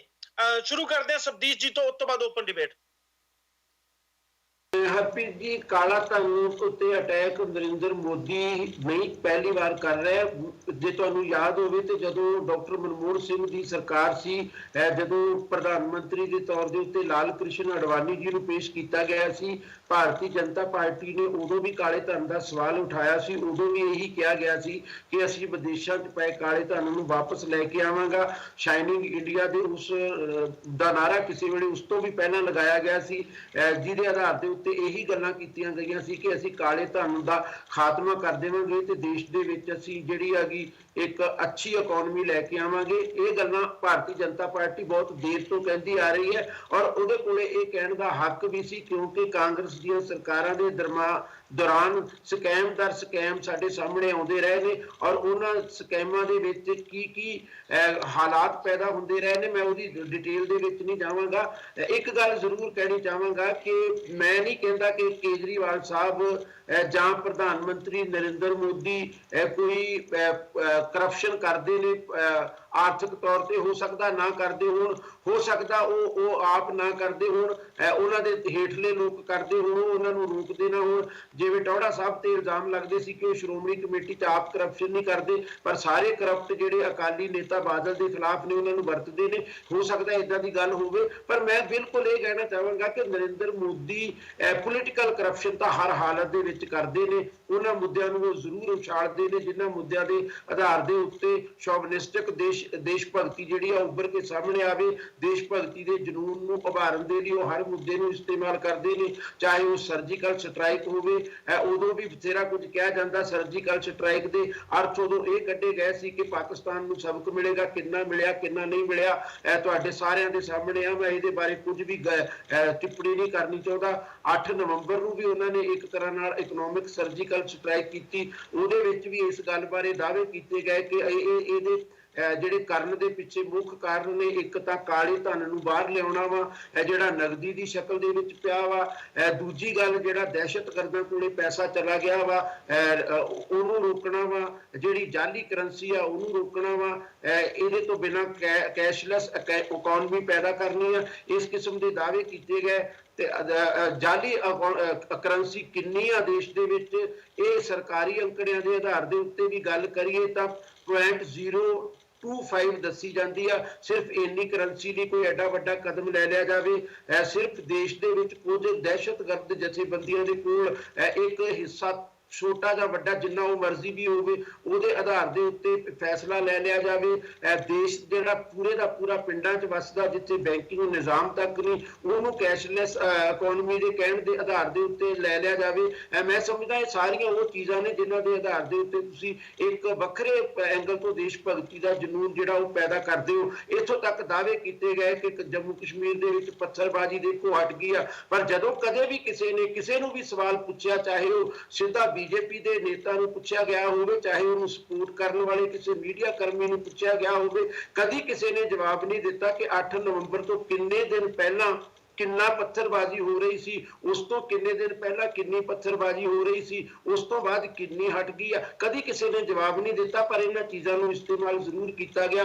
ਹੁਣ ਵੀ ਅਸੀਂ ਜਦੋਂ ਚਰਚਾ ਕਰ ਰਹੇ ਹਾਂ ਤੇ ਜਦੋਂ ਅਸੀਂ ਕਹਿੰਦੇ ਕਿ ਰਾਹੁਲ ਗਾਂਧੀ ਲੋਕ ਸਭਾ 'ਚ ਬੋਲਣ ਦੀ ਮੰਗ ਕਰਦੇ ਨੇ, ਉਹਨਾਂ ਨੂੰ ਰਾਜ ਸਭਾ 'ਚ ਬੋਲਣ ਤੋਂ ਕਿਹਨੇ ਰੋਕਿਆ ਸੀ? ਹਾਲਾਂਕਿ ਤਕਨੀਕੀ ਤੌਰ ਤੇ ਸਿਵਾਏ ਪ੍ਰਧਾਨ ਮੰਤਰੀ ਤੋਂ ਦੋਨੋਂ ਸਦਨਾਂ ਦੇ ਵਿੱਚ ਕੋਈ ਨਹੀਂ ਜਾ ਸਕਦਾ, ਬਸ਼ਰਤੇ ਕਿ ਦੋਨਾਂ ਸਦਨਾਂ ਦਾ ਸਾਂਝਾ ਜਿਹੜਾ ਉਹ ਸੈਸ਼ਨ ਬੁਲਾ ਲਿਆ ਜਾਵੇ। ਐਦਾਂ ਦੀ ਕੋਈ ਗੱਲ ਨਹੀਂ ਹੈ ਕਿ ਰਾਜ ਸਭਾ ਦਾ ਜਿਹੜਾ ਮਰਜ਼ੀ ਮੈਂਬਰ ਜਾ ਕੇ ਲੋਕ ਸਭਾ 'ਚ ਬੋਲ ਸਕਦਾ ਵਾ, ਲੋਕ ਸਭਾ ਦਾ ਮੈਂਬਰ ਉੱਥੇ ਜਾ ਕੇ ਬੋਲ ਸਕਦਾ ਵਾ। ਜੇਤਲੀ ਸਾਹਿਬ ਰਾਜ ਸਭਾ ਮੰਤਰੀ ਹੋਣ ਦੇ ਬਾਵਜੂਦ ਰਾਜ ਸਭਾ ਦੇ ਮੈਂਬਰ ਨੇ, ਉਹਨਾਂ ਨੇ ਬੀਜੇਪੀ ਦਾ ਪੱਖ ਉੱਤੇ ਰੱਖਿਆ ਔਰ ਗੁਲਾਮ ਨਬੀ ਆਜ਼ਾਦ ਜਿਹੜੇ ਆਪੋਜੀਸ਼ਨ ਦੇ ਵੱਲੋਂ ਪ੍ਰਮੁੱਖ ਨੇਤਾ ਨੇ, ਕਾਂਗਰਸ ਦੇ ਪ੍ਰਮੁੱਖ ਨੇਤਾ ਨੇ, ਉਹਨਾਂ ਨੇ ਉਹਨਾਂ ਦੇ ਖਿਲਾਫ ਇੱਕ ਗੱਲਾਂ ਕੀਤੀਆਂ। ਅਸੀਂ ਜਦੋਂ ਜੇਤਲੀ ਸਾਹਿਬ ਦੀ ਗੱਲ ਹੱਕ ਦੇ ਵਿੱਚ ਬੋਲਦੇ ਆ, ਕਹਿ ਦਿੰਦੇ ਉਹਨਾਂ ਨੇ ਬੜਾ ਸੋਹਣਾ ਪੱਖ ਰੱਖਿਆ, ਅਸੀਂ ਨਹੀਂ ਦੱਸਦੇ ਉਹਨੇ ਕੀ ਪੱਖ ਰੱਖਿਆ। ਗੁਲਾਮ ਨਬੀ ਦੇ ਹੱਕ 'ਚ ਜਿਹੜੇ ਲੋਕ ਬੋਲਣਾ ਚਾਹੁੰਦੇ ਨੇ ਉਹ ਨਹੀਂ ਦੱਸਦੇ ਉਹਨਾਂ ਨੇ ਗੁਲਾਮ ਨਬੀ ਦੇ ਉੱਤੇ ਕੀ ਕਿਹਾ। ਮੈਂ ਸਮਝਦਾ ਮੈਂ ਜਿਹੜੀ ਗੱਲ ਸ਼ੁਰੂਆਤ ਦੇ ਵਿੱਚ ਕੀਤੀ ਸੀ ਕਿ ਦੋਨੋਂ ਪਾਰਟੀਆਂ ਆਪੋਜੀਸ਼ਨ ਵੀ ਤੇ ਸੱਤਾਧਾਰੀ ਵੀ ਇਸ ਗੱਲ ਨੂੰ ਇੱਕ ਦੂਜੇ ਦੇ ਖਿਲਾਫ ਵਰਤਣ ਤੱਕ ਰਹਿ ਗਈਆਂ ਨੇ। ਉਹਨਾਂ ਮੁੱਦਿਆਂ ਤੇ ਕੋਈ ਬਹਿਸ ਨਹੀਂ ਕਰ ਰਿਹਾ ਜਿਹੜੇ ਮੁੱਦਿਆਂ ਕਰਕੇ ਇਹ ਚੀਜ਼ ਬਹੁਤ ਜ਼ਰੂਰੀ ਹੋ ਗਈ ਸੀ। ਕਿ ਇਹ ਜ਼ਰੂਰੀ ਹੋ ਗਈ ਸੀ ਕਿ ਇਹ ਕੈਸ਼ਲੈਸ ਇਕਨੋਮੀ ਬਣ ਸਕਦੀ ਸੀ, ਕਿ ਸੱਚਮੁੱਚ ਨਗਦੀ ਦੇ ਵਿੱਚ ਬਹੁਤ ਜ਼ਿਆਦਾ ਕਾਲਾ ਧਨ ਪਿਆ ਹੋਇਆ ਸੀ ਜਿਹਨੂੰ ਬਾਹਰ ਲਿਆਂਦੇ ਜਾਣ ਦੀ ਜ਼ਰੂਰਤ ਸੀ। ਇਹਨਾਂ ਗੱਲਾਂ ਤੇ ਅਸੀਂ ਕਿਉਂ ਨਹੀਂ ਚਰਚਾ ਕਰ ਰਹੇ? ਜੇ ਅਸੀਂ ਇਹਨਾਂ ਗੱਲਾਂ ਤੇ ਚਰਚਾ ਤੋਂ ਬਚਣਾ ਚਾਹੁੰਦੇ ਹਾਂ ਤਾਂ ਮੇਰਾ ਖਿਆਲ ਹੈ ਅਸੀਂ ਵੀ ਇੱਕ ਪੋਲੀਟੀਸ਼ੀਅਨਾਂ ਵਾਲੇ ਕੰਮ ਦੇ ਵਿੱਚ ਫਸਣਾ ਚਾਹੁੰਦੇ ਹਾਂ ਔਰ ਸਾਨੂੰ ਵੀ ਚੰਗਾ ਲੱਗਦਾ ਕਿ ਅਸੀਂ ਨਰਿੰਦਰ ਮੋਦੀ ਦੇ ਹੱਕ 'ਚ ਬੋਲੀਏ ਜਾਂ ਅਸੀਂ ਆਪੋਜੀਸ਼ਨ ਦੇ ਹੱਕ ਦੇ ਵਿੱਚ ਬੋਲੀਏ। ਮੇਰੇ ਮੁਤਾਬਕ ਨੋਟਬੰਦੀ ਆਪਣੇ ਆਪ 'ਚ ਗਲਤ ਨਾ ਵੀ ਹੋਵੇ, ਪਰ ਇਹਦੇ ਨਾਲ ਕਾਲਾ ਧਨ ਬਿਲਕੁਲ ਵੀ ਖਤਮ ਨਹੀਂ ਹੋਏਗਾ, ਕਿਉਂਕਿ ਕਾਲਾ ਧਨ ਜਿੰਨਾ ਚੀਜ਼ਾਂ ਤੋਂ ਜਨਰੇਟ ਹੁੰਦਾ ਉੱਥੇ ਤੇ ਹਾਲੇ ਅਟੈਕ ਹੋਇਆ ਨਹੀਂ, ਟੈਕਸ ਦੀ ਚੋਰੀ ਹਾਲੇ ਰੋਕੀ ਨਹੀਂ ਗਈ। ਔਰ ਜਿਹੜੇ ਲੋਕਾਂ ਨੇ ਹੁਣ ਵੀ ਕਾਲਾ ਧਨ ਨਵੀਂ ਕਰੰਸੀ ਦੀ ਸ਼ਕਲ ਦੇ ਵਿੱਚ ਆਪਣੇ ਕੋਲ ਜਮ੍ਹਾਂ ਕਰ ਲਿਆ, ਜਿਹੜਾ ਫੜਿਆ ਵੀ ਜਾ ਰਿਹਾ, ਉਹਦੇ ਵਿੱਚ ਵੀ ਅਸੀਂ ਕਹਿ ਰਹੇ ਹਾਂ ਕਿ ਟੈਕਸ ਡਿਪਾਰਟਮੈਂਟ ਦੇਖੇਗਾ ਕਿ ਕਾਲਾ ਧਨ ਕਿੱਥੋਂ ਆਇਆ। ਮੈਂ ਕੱਲ ਵੀ ਕਿਹਾ ਸੀ ਕਿ ਇਹ ਇੱਕ ਕ੍ਰਿਮੀਨਲ ਐਕਟ ਆ, ਇਹਦੇ ਖਿਲਾਫ ਕ੍ਰਿਮੀਨਲ ਐਕਟ ਦੇ ਅਧੀਨ ਕੇਸ ਚਲਾਉਣਾ ਚਾਹੀਦਾ। ਟੈਕਸ ਡਿਪਾਰਟਮੈਂਟ ਕਿਉਂ ਦੇਖੇ ਕਿ ਕਾਲਾ ਧਨ ਕਿੱਥੋਂ ਆਇਆ? ਜੇ ਬੈਂਕਾਂ ਵਾਲਿਆਂ ਨੇ ਦਿੱਤਾ ਉਹਨਾਂ ਦੇ ਖਿਲਾਫ ਵੀ ਕ੍ਰਿਮੀਨਲ ਕੇਸ ਚੱਲਣਾ ਚਾਹੀਦਾ, ਜਿਹਨੇ ਲਿਆ ਉਹਦੇ ਖਿਲਾਫ ਵੀ ਕ੍ਰਿਮੀਨਲ ਕੇਸ ਚੱਲਣਾ ਚਾਹੀਦਾ, ਕਿਉਂਕਿ ਦੁਨੀਆ ਤਰਸੀ ਪਈ ਹੈਗੀ ਤੇ ਲੋਕੀ ਹਜ਼ਾਰਾਂ ਕਰੋੜਾਂ ਦੇ ਨੋਟ ਰੱਖੀ ਬੈਠੇ ਨੇ, ਉਹਨਾਂ ਦੇ ਉੱਤੇ ਕੇਸ ਚਲਾਉਣ ਲਈ ਸਰਕਾਰ ਕਿਉਂ ਨਹੀਂ ਸਾਹਮਣੇ ਆ ਰਹੀ? ਕਿਉਂ ਟੈਕਸ ਡਿਪਾਰਟਮੈਂਟ ਨੂੰ ਲੈ ਕੇ ਮੈਨੂੰ ਲੱਗਦਾ ਇਹ ਬਹੁਤ ਕਈ ਵਾਰੀ ਤੁਸੀਂ ਰਿਪੀਟ ਕਰ ਚੁੱਕੇ ਹੋ। ਕੁਐਸਚਨ ਸਾਰੀ ਫਿਰ ਉੱਥੇ ਹੀ ਆਉਂਦੀ ਹੈ ਕਿ ਅਸੀਂ ਜਦੋਂ ਉਹਨਾਂ ਦੀ ਸਪੋਰਟ ਕਰਨੀ ਹੈ ਅਸੀਂ ਅੱਗੇ ਵਧ ਕਰਾਂਗੇ। ਐਂਟੀ ਕਰਪਸ਼ਨ ਵਾਲਾ ਵਾ ਉਹ ਨਰਿੰਦਰ ਮੋਦੀ ਸਾਹਿਬ ਨੇ ਹਾਈਜੈਕ ਕਰ ਲਿਆ ਕਿ ਨਹੀਂ ਕਰ ਲਿਆ? ਇੱਕ ਹੀ ਚੀਜ਼ ਨੋਟਬੰਦੀ ਨੂੰ ਲੈ ਕੇ ਜੋ ਤੁਹਾਡੇ ਮਨ ਦੇ ਵਿੱਚ ਬੈਠ ਚੁੱਕਾ ਵਾ, ਉਹ ਚੀਜ਼ ਦੁਆਰਾ ਰਿਪੀਟ ਕਰਕੇ ਕੋਈ ਬੰਦਾ ਸੱਚਾ ਜਾਂ ਝੂਠਾ ਨਹੀਂ ਹੁੰਦਾ। ਜਿਹੜੀ ਇੰਪਲੀਮੈਂਟੇਸ਼ਨ ਵਿੱਚ ਕਮੀਆਂ ਵਾ ਉਹਨੂੰ ਆਪਾਂ ਛੱਡੀਏ, ਪਰ ਆਪਾਂ ਕੁਐਸਚਨ ਤੇ ਸਟਿਕ ਰਹੀਏ। ਦਰਾਜੀ ਜੀ ਹੁਣ ਤੁਸੀਂ ਮੈਨੂੰ ਅੱਧਾ ਮਿੰਟ ਦੇ ਦਿਓ, ਮੈਂ ਇਸ ਤੇ ਜ਼ਰੂਰ ਬੋਲਾਂਗਾ। ਮੈਂ ਇਹ ਕਹਿ ਰਿਹਾ ਕਿ ਮੈਂ ਤਾਂ ਇਹ ਕਹਿ ਰਿਹਾ ਕਿ ਪੋਲੀਟੀਕਲ ਕਰਪਸ਼ਨ ਕਰਕੇ ਤੁਸੀਂ ਕਰਪਸ਼ਨ ਦੇ ਸਵਾਲ ਨੂੰ ਹਾਈਜੈਕ ਕਰ ਲਵੋ, ਜਿਵੇਂ ਕਿਸੇ ਵੇਲੇ ਕੇਜਰੀਵਾਲ ਨੇ ਕਰ ਲਿਆ ਸੀ, ਤੇ ਇਹਨੂੰ ਅਸੀਂ ਕਿੰਨੀ ਕੁ ਵਡਿਆਈ ਸਮਝਾਂਗੇ। ਜੇ ਅਸੀਂ ਹੁਣ ਤੱਕ ਨਰਿੰਦਰ ਮੋਦੀ ਦਾ ਪੂਰਾ ਰਿਕਾਰਡ ਦੇਖੀਏ, ਮੈਂ ਸ਼ੁਰੂ ਚ ਕਿਹਾ ਕਿ ਮੈਂ ਨਹੀਂ ਕਹਿੰਦਾ ਕਿ ਉਹਨਾਂ ਨੇ ਕੋਈ ਕਰਪਸ਼ਨ ਕੀਤੀ ਆ, ਪਰ ਉਹਨਾਂ ਨੇ ਪੋਲੀਟੀਕਲ ਕਰਪਸ਼ਨ ਦੇ ਅਫਸਰ ਪੈਦਾ ਕੀਤੇ ਨੇ, ਔਰ ਉਹਨਾਂ ਨੇ ਹੁਣ ਵੀ ਇੱਕ ਕਰਪਸ਼ਨ ਦੇ ਜਿਹੜੇ ਪੈਦਾ ਕੀਤੇ ਨੇ। ਜੇ ਉਹਨਾਂ ਦੀ ਸਰਕਾਰ ਟੈਕਸ ਡਿਪਾਰਟਮੈਂਟ ਉੱਤੇ ਛੱਡਦੀ ਹੈ, ਕ੍ਰਿਮੀਨਲ ਐਕਟ ਨਹੀਂ ਲਾਗੂ ਕਰਦੀ, ਤਾਂ ਇਹਨੂੰ ਕੀ ਕਹੋਗੇ? ਇਹ ਵੀ ਤਾਂ ਇੱਕ ਇਹਦੇ ਨਾਲ ਕਰਪਸ਼ਨ ਨੂੰ ਤੁਸੀਂ ਗੱਲਾਂ ਬਾਤਾਂ 'ਚ ਹਾਈਜੈਕ ਕੀਤਾ ਨਾ, ਪ੍ਰੈਕਟਿਸ 'ਚ ਤਾਂ ਬਿਲਕੁਲ ਹਾਈਜੈਕ ਨਾ ਕੀਤਾ। ਮੈਂ ਤਾਂ ਇਹੀ ਗੱਲ ਕਹਿਣ ਦਾ ਯਤਨ ਕਰ ਰਿਹਾ, ਜਿਹੜੀ ਨੂੰ ਤੁਸੀਂ ਹੋਰ ਤਰੀਕੇ ਦੇ ਨਾਲ ਵੇਖਣਾ ਤੇ ਜਾਣਨਾ। ਕਿ ਜਿੰਨੇ ਬੰਦੇ ਮੇਰੇ ਖਿਆਲ ਨਾਲ ਜਿੰਨੇ ਬੈਂਕਰਸ ਜਾਂ ਜਿੰਨੇ ਬੰਦੇ ਫੜੇ ਜਾ ਰਹੇ ਆ, ਉਹ ਤਕਰੀਬਨ ਈਡੀ ਤੇ ਇਨਫੋਰਸਮੈਂਟ ਤੇ ਜਿਹੜਾ ਇਨਕਮ ਟੈਕਸ ਡਿਪਾਰਟਮੈਂਟ ਹੈ ਉਹ ਤਾਂ ਕਰਦਾ ਹੀ ਪਿਆ ਕਾਰਵਾਈ, ਪਰ ਉਹ ਸਾਰੇ ਹਜੇ ਤੱਕ ਅੰਦਰ ਹੀ ਆ। ਦਿੱਲੀ ਦੇ ਵਿੱਚ ਐਕਸਿਸ ਬੈਂਕ ਦੇ 4 ਮੈਨੇਜਰ ਫੜੇ ਗਏ ਤੇ ਹਜੇ ਤੱਕ ਉਹਨਾਂ ਦੀ ਜ਼ਮਾਨਤ ਨਹੀਂ ਹੋਈ। ਹੈਦਰਾਬਾਦ ਦੇ ਵਿੱਚ ਜਿਹੜਾ ਇੱਕ ਬੰਦੇ ਕੋਲ 400 ਕੇ 450 ਕਰੋੜ ਨਿਕਲਿਆ ਸੀ, ਉਹ ਵੀ ਹਜੇ ਤੱਕ ਅੰਦਰ ਹੈ। ਏਦਾਂ ਦੇ ਅਨੇਕਾਂ ਚੀਜ਼ਾਂ ਹੁੰਦੀਆਂ ਜਿਹੜੇ ਹਜੇ ਤੱਕ ਕਿ ਸਰਕਾਰ ਡੈਫੀਨੇਟਲੀ ਕਿਤੇ ਨਾ ਕਿਤੇ ਚੇਂਜ ਕਰੇਗੀ। ਹੁਣੇ ਪਿੱਛੇ ਜੇ ਸਰਕਾਰ ਦੀ ਆਪਾਂ ਗੱਲ ਕਰੀਏ, ਜਿਹੜਾ ਇੱਕ ਸੈਸ਼ਨ ਬੁਲਾਇਆ ਸੀ, ਕੈਬਨਿਟ ਮੀਟਿੰਗ ਕੀਤੀ ਗਈ, ਉੱਥੇ ਲਾਅ ਚੇਂਜ ਕੀਤਾ ਗਿਆ ਵਾ। ਉੱਥੇ ਜੇ ਅੱਜ ਮੈਂ ਤੁਹਾਡੇ ਖਾਤੇ ਦੇ ਵਿੱਚ ਪੈਸੇ ਜਮ੍ਹਾਂ ਕਰਵਾਉਣਾ ਵਾ ਤੇ 2 ਸਾਲ ਤੱਕ ਦੀ ਕੈਦ ਵੀ ਉਹਦੇ ਵਿੱਚ ਰੱਖੀ ਗਈ ਹੈਗੀ ਹੈ। ਕਿ ਪਹਿਲੇ ਸਿਰਫ ਉਹਦੇ ਵਿੱਚ ਟੈਕਸ ਹੀ ਡਿਡਕਟ ਹੁੰਦਾ ਸੀ, ਪਰ ਹੁਣ ਉਹਨਾਂ ਨੇ 2 ਸਾਲ ਤੱਕ ਦੀ ਕੈਦ ਦੀ ਪ੍ਰੋਵੀਜ਼ਨ ਵੀ ਇੱਕ ਰੱਖ ਲਈ ਹੈਗੀ ਹੈ। ਸਰਕਾਰ ਹਰ ਕੋਸ਼ਿਸ਼ ਕਰਦੀ ਪਈ ਹੈ, ਜਿਹੜੀ ਕੋਸ਼ਿਸ਼ ਕਰਦੀ ਤੇ ਉਹਨੂੰ ਸਰਾਹਣਾ ਚਾਹੀਦਾ। ਹਰ ਕੁਐਸਚਨ ਨੂੰ ਘੁਮਾ ਫਿਰਾ ਕੇ ਉੱਥੇ ਲਿਆਉਂਦੇ ਆ ਕਿ ਮੋਦੀ ਸਾਹਿਬ ਦਾ ਫੈਸਲਾ ਗਲਤ ਹੈ ਜਾਂ ਇਹ ਕਰਪਸ਼ਨ ਹੈ। ਉਹ ਨਹੀਂ, ਏਦਾਂ ਨਹੀਂ ਕਰਨਾ ਚਾਹੀਦਾ। ਆਪਾਂ ਭੁੱਖੇ ਨੂੰ ਕਹੋ ਨਾ 2 ਦੇ 2, ਉਹ ਕਹਿੰਦਾ ਵਾ 4 ਰੋਟੀਆਂ। ਤੁਹਾਡੀ ਉਹੀ ਸਿਚੁਏਸ਼ਨ, ਸੰਦੀਪ ਜੀ ਮਾਫੀ ਚਾਹੁੰਦਾ ਕਿ ਇਹ ਮੈਨੂੰ ਕਹਿਣਾ ਪੈ ਰਿਹਾ, ਪਰ ਤੁਹਾਡੀ ਉਹੀ ਸਿਚੁਏਸ਼ਨ ਬਣ ਗਈ ਹੈ। ਕੁਐਸਚਨ ਜਿਹੜਾ ਮਰਜ਼ੀ ਜਿੱਥੇ ਮਰਜ਼ੀ ਪੁੱਛ ਲਈਏ, ਨੋਟਬੰਦੀ ਤੇ ਏਦਾਂ ਘੁਮਾ ਕੇ ਲਿਆਉਂਦੇ ਹੋ, ਇੱਕ ਹੀ ਚੀਜ਼ ਬਾਰ-ਬਾਰ ਰਿਪੀਟ ਕਰਕੇ ਮੋਦੀ ਸਾਹਿਬ ਤੇ ਠੀਕਰਾ ਪੋੜਦੇ ਹੋ ਕਿ ਆ ਜਿਹੜਾ ਫੈਸਲਾ ਲਿਆ ਗਿਆ ਪਿੱਛੇ ਕਿ ਜਿਹਦੇ ਕੋਲ ਵੀ ਪੈਸੇ ਮਿਲਣਗੇ ਉਹਨੂੰ 2 ਸਾਲ ਤੱਕ ਦੀ ਪ੍ਰੋਵੀਜ਼ਨ ਇੱਕ ਕੈਬਨਿਟ ਨੇ ਮਨਜ਼ੂਰ ਕੀਤੀ ਹੈਗੀ ਹੈ। ਉਹਦੇ ਬਾਰੇ ਕਿਉਂ ਨਹੀਂ ਤੁਸੀਂ ਗੱਲ ਕੀਤੀ? ਇੱਕੋ ਚੀਜ਼ ਆਪਾਂ ਬਾਰ-ਬਾਰ ਨਾ ਘੁਮਾ ਕੇ ਦਈਏ। ਇਹ ਦੱਸੋ ਜੋ ਕੁਐਸਚਨ ਸੀ ਕਿ ਐਂਟੀ ਕਰਪਸ਼ਨ ਵਾਲਾ ਜਿਹੜੇ ਬਾਕੀ ਸਾਰਿਆਂ ਨੇ ਕੀਤਾ ਹੋਇਆ ਸੀ, ਮੋਦੀ ਸਾਹਿਬ ਨੇ ਉਹ ਹਾਈਜੈਕ ਕੀਤਾ ਕਿ ਨਹੀਂ? ਤੁਸੀਂ ਬਹੁਤ ਪੱਤਰਕਾਰ ਹੋ, ਕਈ ਲੋਕਾਂ ਨੂੰ ਮਿਲਦੇ ਹੋਵੋਗੇ, ਲੋਕੀ ਕੀ ਕਹਿੰਦੇ ਪਏ ਆ? ਦਲਾਲ ਜੀ ਮੈਂ ਤਾਂ ਇੱਕੋ ਗੱਲ ਕਹਿਣੀ ਚਾਹਾਂਗਾ ਕਿ ਜਦੋਂ ਤੁਸੀਂ ਬੋਲਦੇ ਹੋ ਮੈਂ ਤੁਹਾਨੂੰ ਵਿੱਚੋਂ ਇੱਕ ਵਾਰ ਵੀ ਨਹੀਂ ਕਦੇ ਰੋਕਦਾ, ਔਰ ਜਦੋਂ ਤੁਹਾਨੂੰ ਮੇਰੀ ਗੱਲ ਮੋਦੀ ਦੇ ਖਿਲਾਫ ਪਸੰਦ ਨਹੀਂ ਆਉਂਦੀ ਤੁਸੀਂ ਮੈਨੂੰ ਹਰ ਵਾਰ ਵਿੱਚੋਂ ਟੋਕਦੇ ਹੋ। ਤੁਸੀਂ ਇਸ ਗੱਲ ਦਾ ਕੀ ਅਰਥ ਕੱਢਣਾ ਚਾਹੋਗੇ ਕਿ ਤੁਸੀਂ ਬਾਅਦ ਦੇ ਵਿੱਚ ਆਪਣੀ ਰਾਏ ਨਹੀਂ ਦੇ ਸਕਦੇ? ਮੈਨੂੰ ਲੱਗਦਾ ਕਿ ਸਾਡੇ ਜਿਹੜੇ ਦਰਸ਼ਕ ਹੈਗੇ ਆ ਉਹ ਕਿਤੇ ਨਾ ਕਿਤੇ ਸਾਨੂੰ ਸਾਡੀ ਸੋਚ ਕਰਕੇ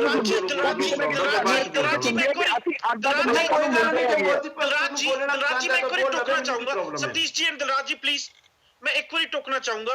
ਦਲਰਾਜ ਜੀ ਤੁਸੀਂ ਉਹਨਾਂ ਕੋਲੋਂ ਦੂਜਿਆਂ ਦੀ ਸੋਚ ਮੰਗ ਰਹੇ ਜੋ, ਪਰ ਦੂਜਿਆਂ ਦੀ ਸੋਚ ਦੱਸਣ ਨੂੰ ਕਹਿ ਰਹੇ ਜੋ। ਸੋਚ ਨਹੀਂ ਸਰ, ਮੈਂ ਦੂਜਿਆਂ ਦੀ ਸੋਚ ਬਿਲਕੁਲ ਨਹੀਂ ਮੰਗ ਰਿਹਾ। ਮੈਂ ਇਹ ਕਹਿ ਰਿਹਾ ਕਿ ਆਪਣੀ ਵੀ ਸੋਚ ਰੱਖੋ, ਪਰ ਇੱਕ ਪੁਆਇੰਟ ਤੇ ਸੋਚ ਰੱਖੋ। ਜਿਸ ਪੁਆਇੰਟ ਤੇ ਕੁਐਸਚਨ ਪੁੱਛਿਆ ਗਿਆ ਉਹ ਸੋਚ ਰੱਖੋ। ਟੋਕ ਰਹੇ ਸੀ, ਮੈਂ ਇੱਕ ਵਾਰੀ ਨਹੀਂ ਬੋਲਿਆ।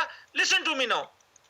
ਤੁਸੀਂ ਇਹਨਾਂ ਨੂੰ ਇਹ ਕਹਿ ਰਹੇ ਹੋ ਤੁਸੀਂ ਆਪਣੀ ਵਿਚਾਰ ਨਾ ਦੱਸੋ, ਲੋਕਾਂ ਨੂੰ ਬਾਹਰ ਜਾ ਕੇ ਮਿਲਦੇ ਜੋ ਉਹਨਾਂ ਦੀ ਵਿਚਾਰ ਦੱਸੋ। ਜੇ ਇਹੀ ਮੇਰੇ ਵਾਸਤੇ ਵੈਲਿਡ ਆ, ਮੈਂ ਕੈਨੇਡਾ 'ਚ ਰਹਿੰਦਾ ਵਾਂ, ਮੈਨੂੰ ਤੇ ਆਮ ਆਦਮੀ ਪਾਰਟੀ ਦੀ ਫਿਰ ਤਾਰੀਫ ਕਰਨੀ ਚਾਹੀਦੀ ਹੈ, ਕਿਉਂਕਿ ਹਰ ਦੂਜਾ ਆਦਮੀ ਜੋ ਮੈਨੂੰ ਇੱਥੇ ਮਿਲਦਾ ਵਾ ਉਹਦੇ ਖਿਆਲ ਨਾਲ ਆਮ ਆਦਮੀ ਪਾਰਟੀ ਬਹੁਤ ਹੀ ਵਧੀਆ ਪਾਰਟੀ ਆ, ਪਰ ਮੈਂ ਤੇ ਉਹ ਬਿਲਕੁਲ ਨਹੀਂ ਕਰਦਾ। ਮੇਰੇ ਖਿਆਲ ਜੇ ਜੋ ਸਾਡੇ ਪੈਨਲਿਸਟ ਨੇ, ਸੋ ਸਾਡੇ ਕਾਲਰ ਨੇ, ਉਹ ਸਾਰੇ ਆਪਣੇ ਵਿਚਾਰ ਰੱਖ ਸਕਦੇ ਆ। ਸੇਮ ਗੋਸ ਫॉर ਸਬਦੀਸ਼ ਜੀ, ਲੈਟ ਹਿਮ ਆਪਣੇ ਵਿਚਾਰ ਰੱਖ ਸਕਦੇ, ਪਰ ਜਿਹੜਾ ਕੁਐਸਚਨ ਚੱਲਦਾ ਪਿਆ ਉਸੇ ਤੇ ਰੱਖਣੀਆਂ ਸਰ। ਹਰ ਕੁਐਸਚਨ ਨੂੰ ਘੁਮਾ ਫਿਰਾ ਕੇ ਨੋਟਬੰਦੀ ਤੇ ਮੋਦੀ ਸਾਹਿਬ ਤੇ ਨਹੀਂ ਲਾ ਸਕਦੇ। ਰਾਜ ਜੀ, ਉਹ ਤੁਹਾਡਾ ਵੈਲਿਡ ਪੁਆਇੰਟ ਆ, ਬਟ ਜੇ ਸਬਦੀਸ਼ ਜੀ ਆਂਦੇ ਆ, ਉਹਨਾਂ ਨੂੰ ਆਪਣੀ ਗੱਲ ਰੱਖਣ ਦਿਓ। ਸਬਦੀਸ਼ ਜੀ ਪਲੀਜ਼ ਆਪਣੀ ਜੋ ਮੈਂ ਸਵਾਲ ਪੁੱਛਿਆ ਸੀ ਉਹਦਾ ਜਵਾਬ ਜ਼ਰੂਰ ਦਿਓ।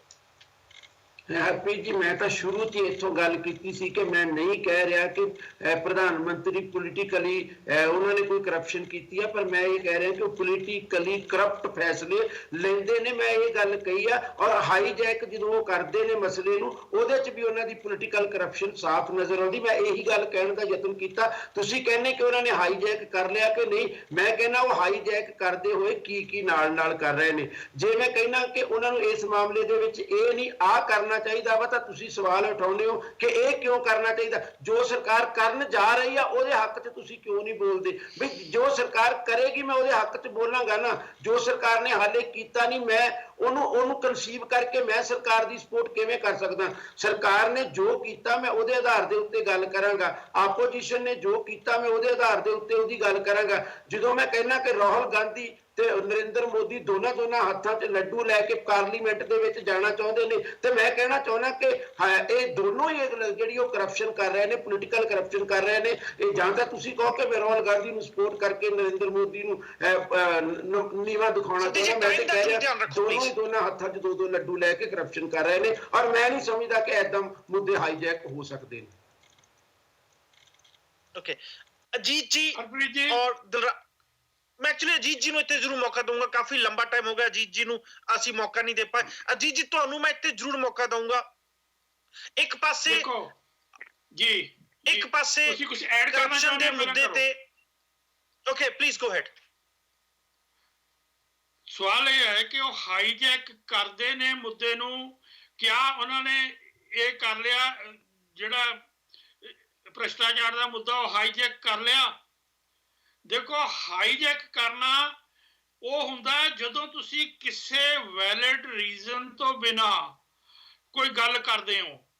ਜੇ ਮੁੱਦਾ ਉਠਾਇਆ ਸੀ ਕੇਜਰੀਵਾਲ ਸਾਹਿਬ ਨੇ, ਉਹਨੇ ਇੱਕ ਨੈਗੇਟਿਵਿਟੀ ਕ੍ਰੀਏਟ ਹੋਈ ਸੀ, ਉਹਨੂੰ ਭੁਲਾਉਣ ਦਾ ਕੋਸ਼ਿਸ਼ ਕੀਤਾ ਸੀ। ਐਕਚੁਅਲੀ ਉਹ ਹਾਈਜੈਕ ਕਰਨਾ ਕਹਿ ਸਕਦੇ ਹੋ ਤੁਸੀਂ, ਕਿ ਤੁਸੀਂ ਕੋਈ ਕੀਤਾ ਕੁਝ ਨਹੀਂ ਹੈਗਾ, ਪਰ ਲੋਕਾਂ 'ਚ ਇੱਕ ਜਿਹੜੀ ਤੰਗ ਹੋਏ ਨੇ ਲੋਕ ਇੱਕ ਗੱਲ ਤੋਂ, ਕਰਪਸ਼ਨ ਤੋਂ, ਤੁਸੀਂ ਉਸ ਮੁੱਦੇ ਦੇ ਉੱਤੇ ਹਾਰ ਪਾਉਣਾ ਸ਼ੁਰੂ ਕਰਤਾ ਔਰ ਲੋਕਾਂ ਨੂੰ ਵਿਸ਼ਵਾਸ ਦਿਵਾਉਣ ਦੀ ਕੋਸ਼ਿਸ਼ ਕੀਤੀ। ਔਰ ਵਿਸ਼ਵਾਸ ਉਹ ਇਕੱਲੇ ਕੇਜਰੀਵਾਲ ਸਾਹਿਬ ਵਰਗੇ ਨਹੀਂ ਆਇਆ ਸੀ, ਉਹ ਅੰਨਾ ਹਜ਼ਾਰੇ ਕਰਕੇ ਆਇਆ ਸੀ। ਉਸ ਵਿਸ਼ਵਾਸ ਨੂੰ ਅੰਨਾ ਹਜ਼ਾਰੇ ਨੇ ਜਿਹੜਾ ਵਿਸ਼ਵਾਸ ਕ੍ਰੀਏਟ ਕੀਤਾ ਸੀ ਕਿ ਅਸੀਂ ਲਾਮਬੰਦ ਹੋ ਰਹੇ ਹਾਂ, ਦੈਟ ਇਜ਼ ਹਾਈਜੈਕਿੰਗ। ਕਿਸੇ ਹੋਰ ਬੰਦੇ ਦੀ ਮਿਹਨਤ ਕੀਤੀ ਹੋਈ ਦਾ ਫਾਇਦਾ ਉਠਾ ਲੈਣਾ। ਜੇ ਹੁਣ ਕਿ ਮੋਦੀ ਸਾਹਿਬ ਨੇ ਮੁੱਦਾ ਉਠਾਇਆ ਤਾਂ ਉਹਨਾਂ ਨੇ ਇੱਕ ਕਦਮ ਉਠਾਇਆ। ਕਦਮ ਦੇ ਵਿੱਚ ਔਗਣ ਕੀ ਨੇ, ਪਾਸ ਹੁੰਦਾ ਹੈ, ਕਿੰਨੇ ਪਰਸੈਂਟ ਹੁੰਦਾ ਹੈ, ਕਿੰਨੇ ਕੁ ਡੈਫਟਲੀ ਉਹਨੂੰ ਹੈਂਡਲ ਕਰਦੇ ਨੇ, ਉਹ ਸਵਾਲ ਉੱਠ ਸਕਦੇ ਨੇ। ਪਰ ਤੁਸੀਂ ਇਹਨੂੰ ਹਾਈਜੈਕ ਨਹੀਂ ਕਹਿ ਸਕਦੇ ਕਿਉਂਕਿ ਉਹਨਾਂ ਨੇ ਕਦਮ ਉਠਾਇਆ। ਉਹ ਤਾਂ ਉਹਦਾ ਆਫਟਰ ਇਫੈਕਟ ਹੈ ਕਿ ਲੋਕਾਂ 'ਚ ਇੱਕ ਪ੍ਰਭਾਵ ਜਾਂਦਾ ਕਿ ਹਾਂ ਮੋਦੀ ਸਾਹਿਬ ਸਖਤ ਸਟੈਂਡ ਲੈ ਰਹੇ ਨੇ ਔਰ ਕੋਈ ਕਦਮ ਉਠਾ ਰਹੇ ਨੇ। ਦਿਸ ਇਜ਼ ਨਾਟ ਹਾਈਜੈਕਿੰਗ, ਠੀਕ ਹੈ? ਓਕੇ, ਸੋ ਇੱਕ ਵਾਰੀ ਅਜੀਤ ਜੀ ਟੋਕਨ ਜਮਾ ਕਾਲਰ ਜੁੜ ਚੁੱਕੇ ਨੇ ਸਾਡੇ ਨਾਲ, ਕਾਫੀ ਦੇਰ ਤੋਂ ਸ਼ਾਇਦ ਹੋਲਡ ਤੇ ਨੇ। ਲਾਸਟ 4 ਨੰਬਰ ਨੇ 7513, ਲਾਸਟ 4 ਨੰਬਰ ਨੇ 7513। ਸਤਿ ਸ਼੍ਰੀ ਅਕਾਲ ਜੀ, ਆਪਣਾ ਨਾਮ ਜ਼ਰੂਰ ਦੱਸਿਓ ਸਰ। ਸੁਰਿੰਦਰਪਾਲ ਸਿੰਘ ਬੋਲ ਰਿਹਾ ਜੀ। ਹਾਂਜੀ ਸੁਰਿੰਦਰਪਾਲ ਜੀ, ਮੈਂ ਡਿਸਕਸ਼ਨ ਤੁਹਾਡੀ ਸੁਣ ਰਿਹਾ। ਸਾਰੇ ਲੋਕ ਡਿਸਕਸ਼ਨ ਕਰਦੇ ਆ, ਕੋਈ ਮੋਦੀ ਸਾਹਿਬ ਨੂੰ ਵਧੀਆ ਕਹਿ ਰਿਹਾ, ਕੋਈ ਇਹਨਾਂ ਦਾ ਵਿਰੋਧ ਕਰ ਰਿਹਾ। ਮੇਰਾ ਇਹ ਕੁਐਸਚਨ ਹੈ ਕਿ ਜਿਹੜੇ ਆਮ ਲੋਕ ਆ, ਜਿਹੜੇ ਮਜ਼ਦੂਰ ਲੋਕ ਆ, ਜਿਹੜੇ ਲੋਕ ਮਰ ਗਏ ਆ ਇਸ ਪੈਸੇ ਨਾ ਮਿਲਣ ਕਰਕੇ, ਬਿਮਾਰੀ ਨਾਲ ਜਾਂ ਹੋਰ ਗੱਲਾਂ ਦੇ ਨਾਲ, ਜਿਨ੍ਹਾਂ ਲੋਕਾਂ ਦੇ ਕਾਰੋਬਾਰ ਖਤਮ ਹੋ ਗਏ ਆ, ਉਹਨਾਂ ਦੇ ਲਈ ਕੋਈ ਰਾਹਤ ਹੈ? ਉਹਨਾਂ ਦੇ ਲਈ ਕੋਈ ਸੋਚ ਰਿਹਾ? ਸਾਰੇ ਆਪਣੀਆਂ ਗੱਲਾਂ ਮਾਰ ਰਹੇ ਆ। ਕੋਈ ਮੋਦੀ ਸਾਹਿਬ ਨੂੰ ਵਧੀਆ ਕਹਿ ਰਿਹਾ, ਕੋਈ ਮੋਦੀ ਸਾਹਿਬ ਨੂੰ ਘਟੀਆ ਕਹਿ ਰਿਹਾ। ਪਰ ਹਾਲਤ ਇਹ ਹੈ ਕਿ ਜਿਹੜੇ ਲੋਕਾਂ ਦਾ ਕਾਰੋਬਾਰ ਖਤਮ ਹੋ ਗਿਆ, 3 ਸਾਲ ਸਾਡੀ ਸਮਝ ਨਾਲ ਨਹੀਂ ਚੱਲਣਾ। ਜਿਹੜੇ ਲੋਕ ਮਰ ਗਏ ਆ ਲੈਣਾ ਚ ਖੜੇ, ਜਿਹੜੇ ਭੁੱਖੇ ਬੱਚੇ ਜਿਹੜੇ ਆ ਉਹ ਬੜੇ, ਉਹਨਾਂ ਦੇ ਬਾਰੇ ਨਾ ਮੋਦੀ ਸਾਹਿਬ ਨੂੰ ਸੋਚ ਆ ਰਹੀ ਹੈ ਤੇ ਨਾ ਪੁਲਿਸ ਨੂੰ ਆ ਰਹੀ ਹੈ। ਮੇਰੀ ਆਹ ਗੱਲ ਸੀ। I think very good point, sir.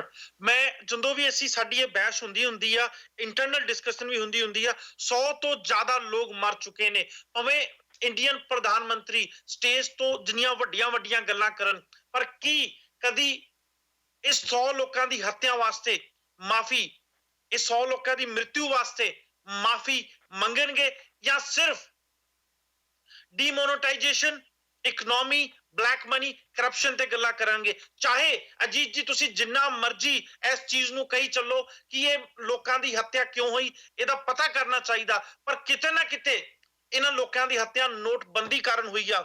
ਇੱਕ ਫੈਮਿਲੀ ਦੀ ਮੈਂ ਤੁਹਾਨੂੰ ਥੋੜੀ ਜਿਹੀ ਇੱਕ ਮੈਨੂੰ ਇਨਸੀਡੈਂਟ ਯਾਦ ਆ ਗਿਆ, ਜੋ ਕਿ ਇਲਾਜ ਕਰਾਉਣ ਆਪਣੇ ਸ਼ਹਿਰ ਤੋਂ 1000-1500 ਕਿਲੋਮੀਟਰ ਦੂਰ ਗਏ ਹੋਏ ਸੀ, ਪਰ ਜਦੋਂ ਉੱਥੇ ਪਹੁੰਚਦੇ ਉਹਨਾਂ ਨੂੰ ਪਤਾ ਲੱਗਦਾ ਨੋਟ ਨਹੀਂ ਚੱਲਣੇ, ਉਸ ਫੈਮਿਲੀ ਉੱਤੇ ਕੀ ਬੀਤੀ ਹੋਊਗੀ।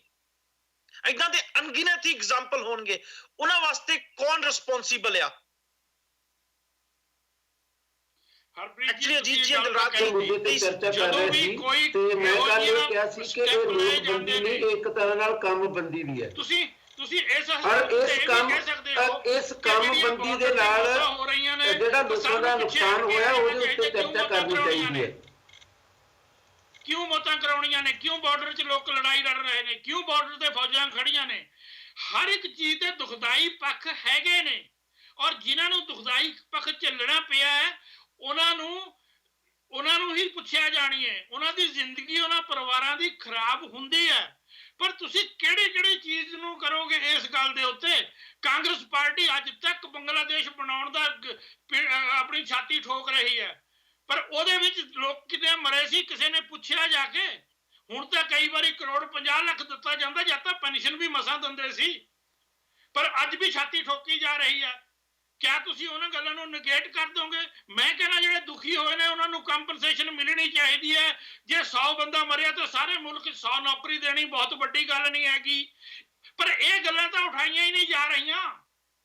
ਇਹ ਗੱਲਾਂ ਉਠਾਉਣ ਦਲਾ ਸਿੰਘ ਜੀ ਬੜਾ ਸੋਹਣਾ ਪੁਆਇੰਟ ਚੱਕਿਆ ਅਜੀਤ ਜੀ ਨੇ, ਇਹਦਾ ਗੱਲ ਹੀ ਨਹੀਂ ਕਰ ਰਹੇ। ਅਜੀਤ ਜੀ ਨੇ ਕਿਹਾ ਕੰਪਨਸੇਸ਼ਨ ਮਿਲਣੀ ਚਾਹੀਦੀ ਆ, ਕਿ ਇਹਦੀ ਪਹਿਲ ਬੀਜੇਪੀ ਨੂੰ ਨਹੀਂ ਲਿਆਉਣੀ ਚਾਹੀਦੀ ਜਾਂ ਬੀਜੇਪੀ ਨੂੰ ਨਹੀਂ ਕਰਨੀ ਚਾਹੀਦੀ। ਯੂਪੀ ਵਿੱਚ ਅਖਿਲੇਸ਼ ਯਾਦਵ ਨੇ ਜ਼ਰੂਰ ਅਨਾਉਂਸਮੈਂਟ ਕਰਤੀ ਆ ਕਿ ਬੀਜੇਪੀ ਨੂੰ ਜਾਂ ਨਰਿੰਦਰ ਮੋਦੀ ਸਾਹਿਬ ਨੂੰ ਇਹਦੀ ਪਹਿਲ ਨਹੀਂ ਕਰਨੀ ਚਾਹੀਦੀ। ਉਹਦੇ ਨਾਲ ਹੀ ਮੈਂ ਮਾਫੀ ਮੰਗਣ ਦੀ ਗੱਲ ਕੀਤੀ ਸੀ। ਦਿਲਰਾਜ ਜੀ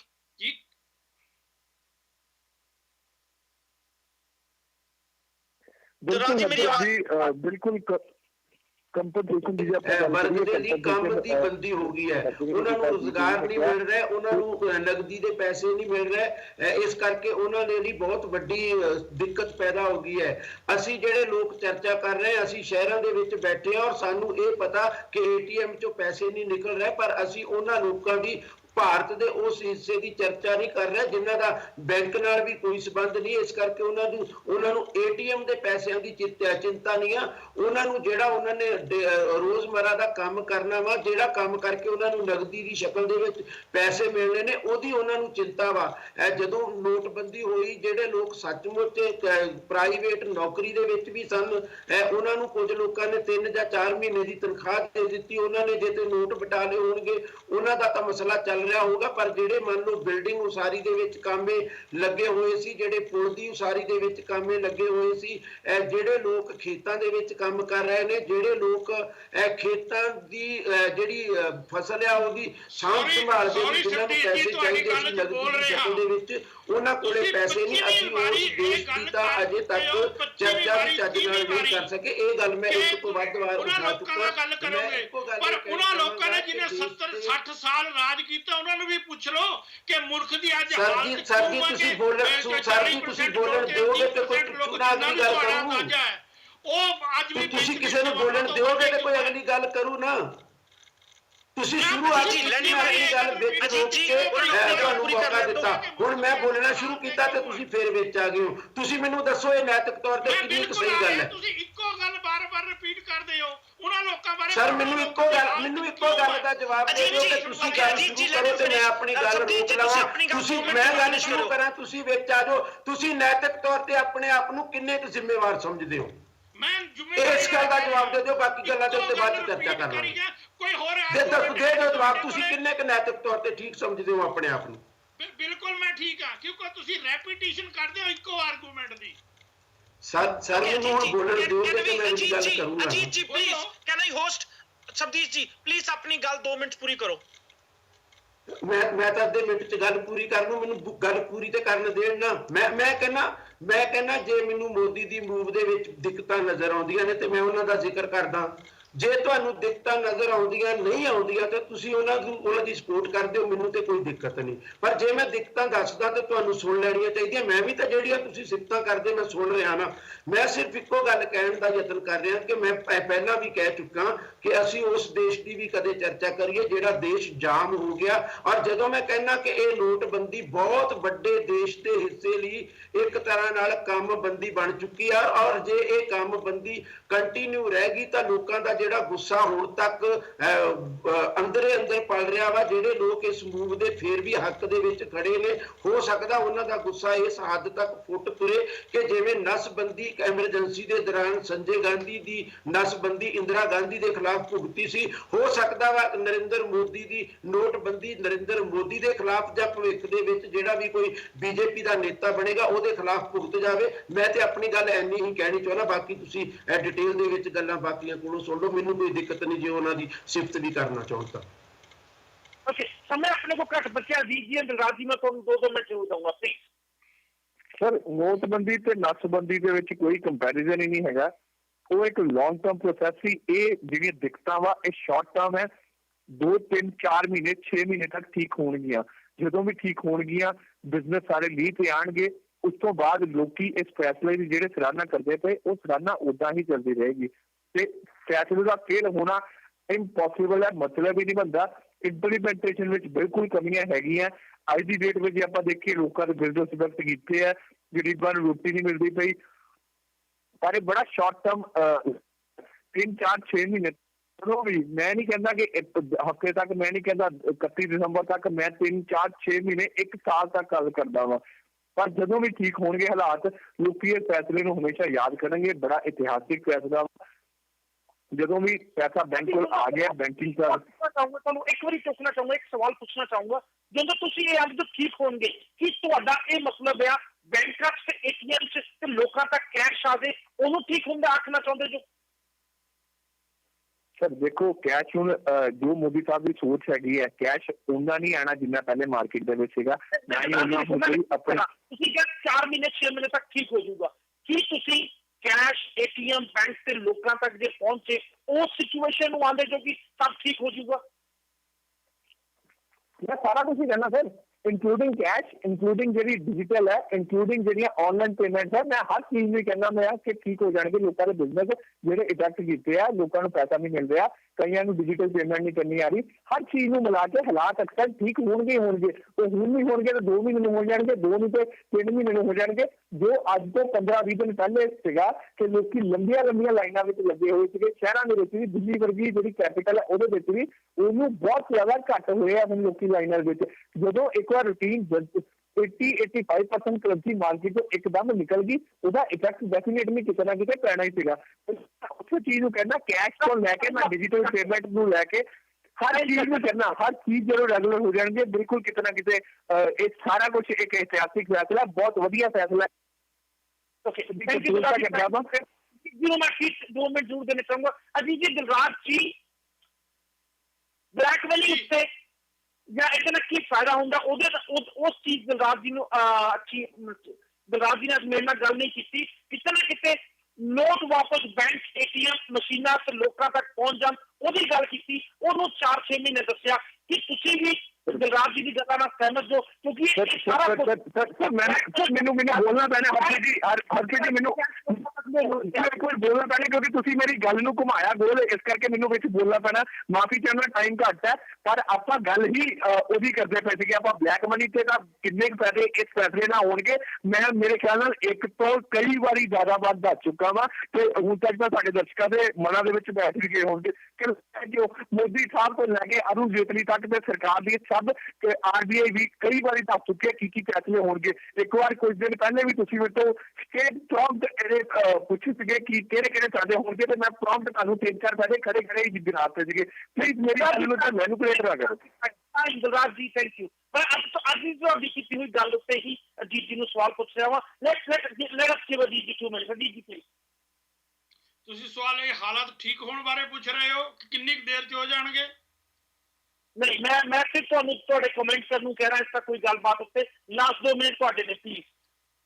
ਦੇਖੋ, ਜਿਹੜਾ ਇਹਦੇ ਹਾਲਾਤ ਠੀਕ ਹੋਣ ਦੀ ਗੱਲ ਹੈ, ਇਹਦਾ ਪਹਿਲਾ ਸਟੈਪ ਹੈ ਕਿ ਲੋਕਾਂ ਕੋਲ ਸਫੀਸ਼ੀਐਂਟ ਕੈਸ਼ ਆਉਣ ਲੱਗ ਜਵੇ। ਪਰ ਉਹਦੇ ਨਾਲ ਜਿੰਨੇ ਕੁ ਸਮੇਂ 'ਚ ਆ ਰਿਹਾ, ਲੋਕ ਜਿਹੜੇ ਹੈਗੇ ATM ਨੂੰ ਯੂਜ਼ ਕਰਨਾ, ਆਪਣਾ ਜਿਹਨੂੰ ਉਹ ਕਹਿੰਦੇ ਨੇ ਕਿ ਆਪਣੇ ਫੋਨ ਨੂੰ ਬਟੂਆ ਬਣਵਾ ਲਓ। ਕਾਫੀ ਲੋਕ ਹੋਣਗੇ ਜਿਹੜੇ ਉਸ ਤਰ੍ਹਾਂ ਕੈਸ਼ਲੈਸ ਜਿਹੜੀ ਟ੍ਰਾਂਜੈਕਸ਼ਨਸ ਵੀ ਕਰਨ ਲੱਗ ਜਾਣਗੇ। ਔਰ ਇਹਦੇ ਨਾਲ ਇੱਕ ਇਸ ਤਰ੍ਹਾਂ ਦੀ ਗੱਲ ਹੈ ਇਸ ਮੁਸ਼ਕਲ 'ਚੋਂ ਕਿ ਲੋਕਾਂ ਭਾਵੇਂ ਅੱਜ ਮਜਬੂਰੀ 'ਚ ਸਿੱਖ ਰਹੇ ਨੇ, ਲੋਕੀ ਸਿੱਖ ਰਹੇ ਨੇ। ਮੈਂ ਇਹ ਨਹੀਂ ਕਹਿੰਦਾ ਕਿ ਮਜਬੂਰੀ ਲੋਕਾਂ ਨੂੰ ਪਾਉਣੀ ਚਾਹੀਦੀ ਆ। ਕੱਲ ਨੂੰ ਇਹ ਅਰਥ ਕੱਢ ਲਿਆ ਜਾਵੇ ਕਿ ਲੋਕਾਂ ਦੀ ਆਦਤਾਂ ਬਦਲਣ ਵਾਸਤੇ ਉਹਨਾਂ ਨੂੰ ਇਸ ਮੁਸ਼ਕਲਾਂ 'ਚ ਲੰਘਾਉਣਾ ਚਾਹੀਦਾ, ਪਰ ਉਹਦੇ ਬਾਵਜੂਦ ਲੋਕ ਸਿੱਖ ਰਹੇ ਨੇ। ਅਸਲ ਮਕਸਦ ਇਹਦਾ ਇਹ ਹੈ ਕਿ ਕੈਸ਼ ਦੀ ਬਜਾਏ ਟ੍ਰਾਂਜੈਕਸ਼ਨ ਜਿਹੜੀ ਐਪਰੈਂਟ ਹੋਵੇ। ਜਦੋਂ ਲੋਕਾਂ ਦੇ ਘਰਾਂ 'ਚ ਕੈਸ਼ ਪਿਆ ਸੀ, ਚਾਹੇ ਉਹਨਾਂ ਦਾ ਕਮਾਇਆ ਹੋਇਆ ਕੈਸ਼ ਸੀ, ਚਾਹੇ ਉਹਨਾਂ ਨੇ ਇੱਕ ਨੰਬਰ ਦੇ ਜਾਂ ਜਾਇਜ਼ ਧੰਦੇ ਵਿੱਚੋਂ ਕਮਾਇਆ ਸੀ, ਪਰ ਜਿਹੜੀ ਉਹ ਕੈਸ਼ ਦੀ ਟ੍ਰਾਂਜੈਕਸ਼ਨ ਹੁੰਦੀ ਸੀ, ਉਹ ਜਦੋਂ ਐਪਰੈਂਟ ਨਹੀਂ ਸੀ ਹੁੰਦੀ ਹੈਗੀ, ਉਹਦੇ ਨਾਲ ਜਿਹੜੀ ਟੈਕਸ ਕਲੈਕਸ਼ਨ 'ਚ ਫਰਕ ਪੈਂਦਾ ਸੀ। ਹੁਣ ਜਦੋਂ ਉਹ ਲੋਕਾਂ ਦੇ ਘਰਾਂ ਪਿਆ ਕੈਸ਼, ਜਿੰਨਾ ਵੱਧ ਤੋਂ ਵੱਧ ਇੱਥੇ ਆ ਜਾਂਦਾ ਉਹ ਬੈਂਕਾਂ 'ਚ ਆ ਜਾਏਗਾ। ਜਿਹੜਾ ਬੈਂਕ 'ਚ ਨਹੀਂ ਹੁੰਦਾ ਉਹ ਡਿਸਟਰੋਏ ਆਏਗਾ।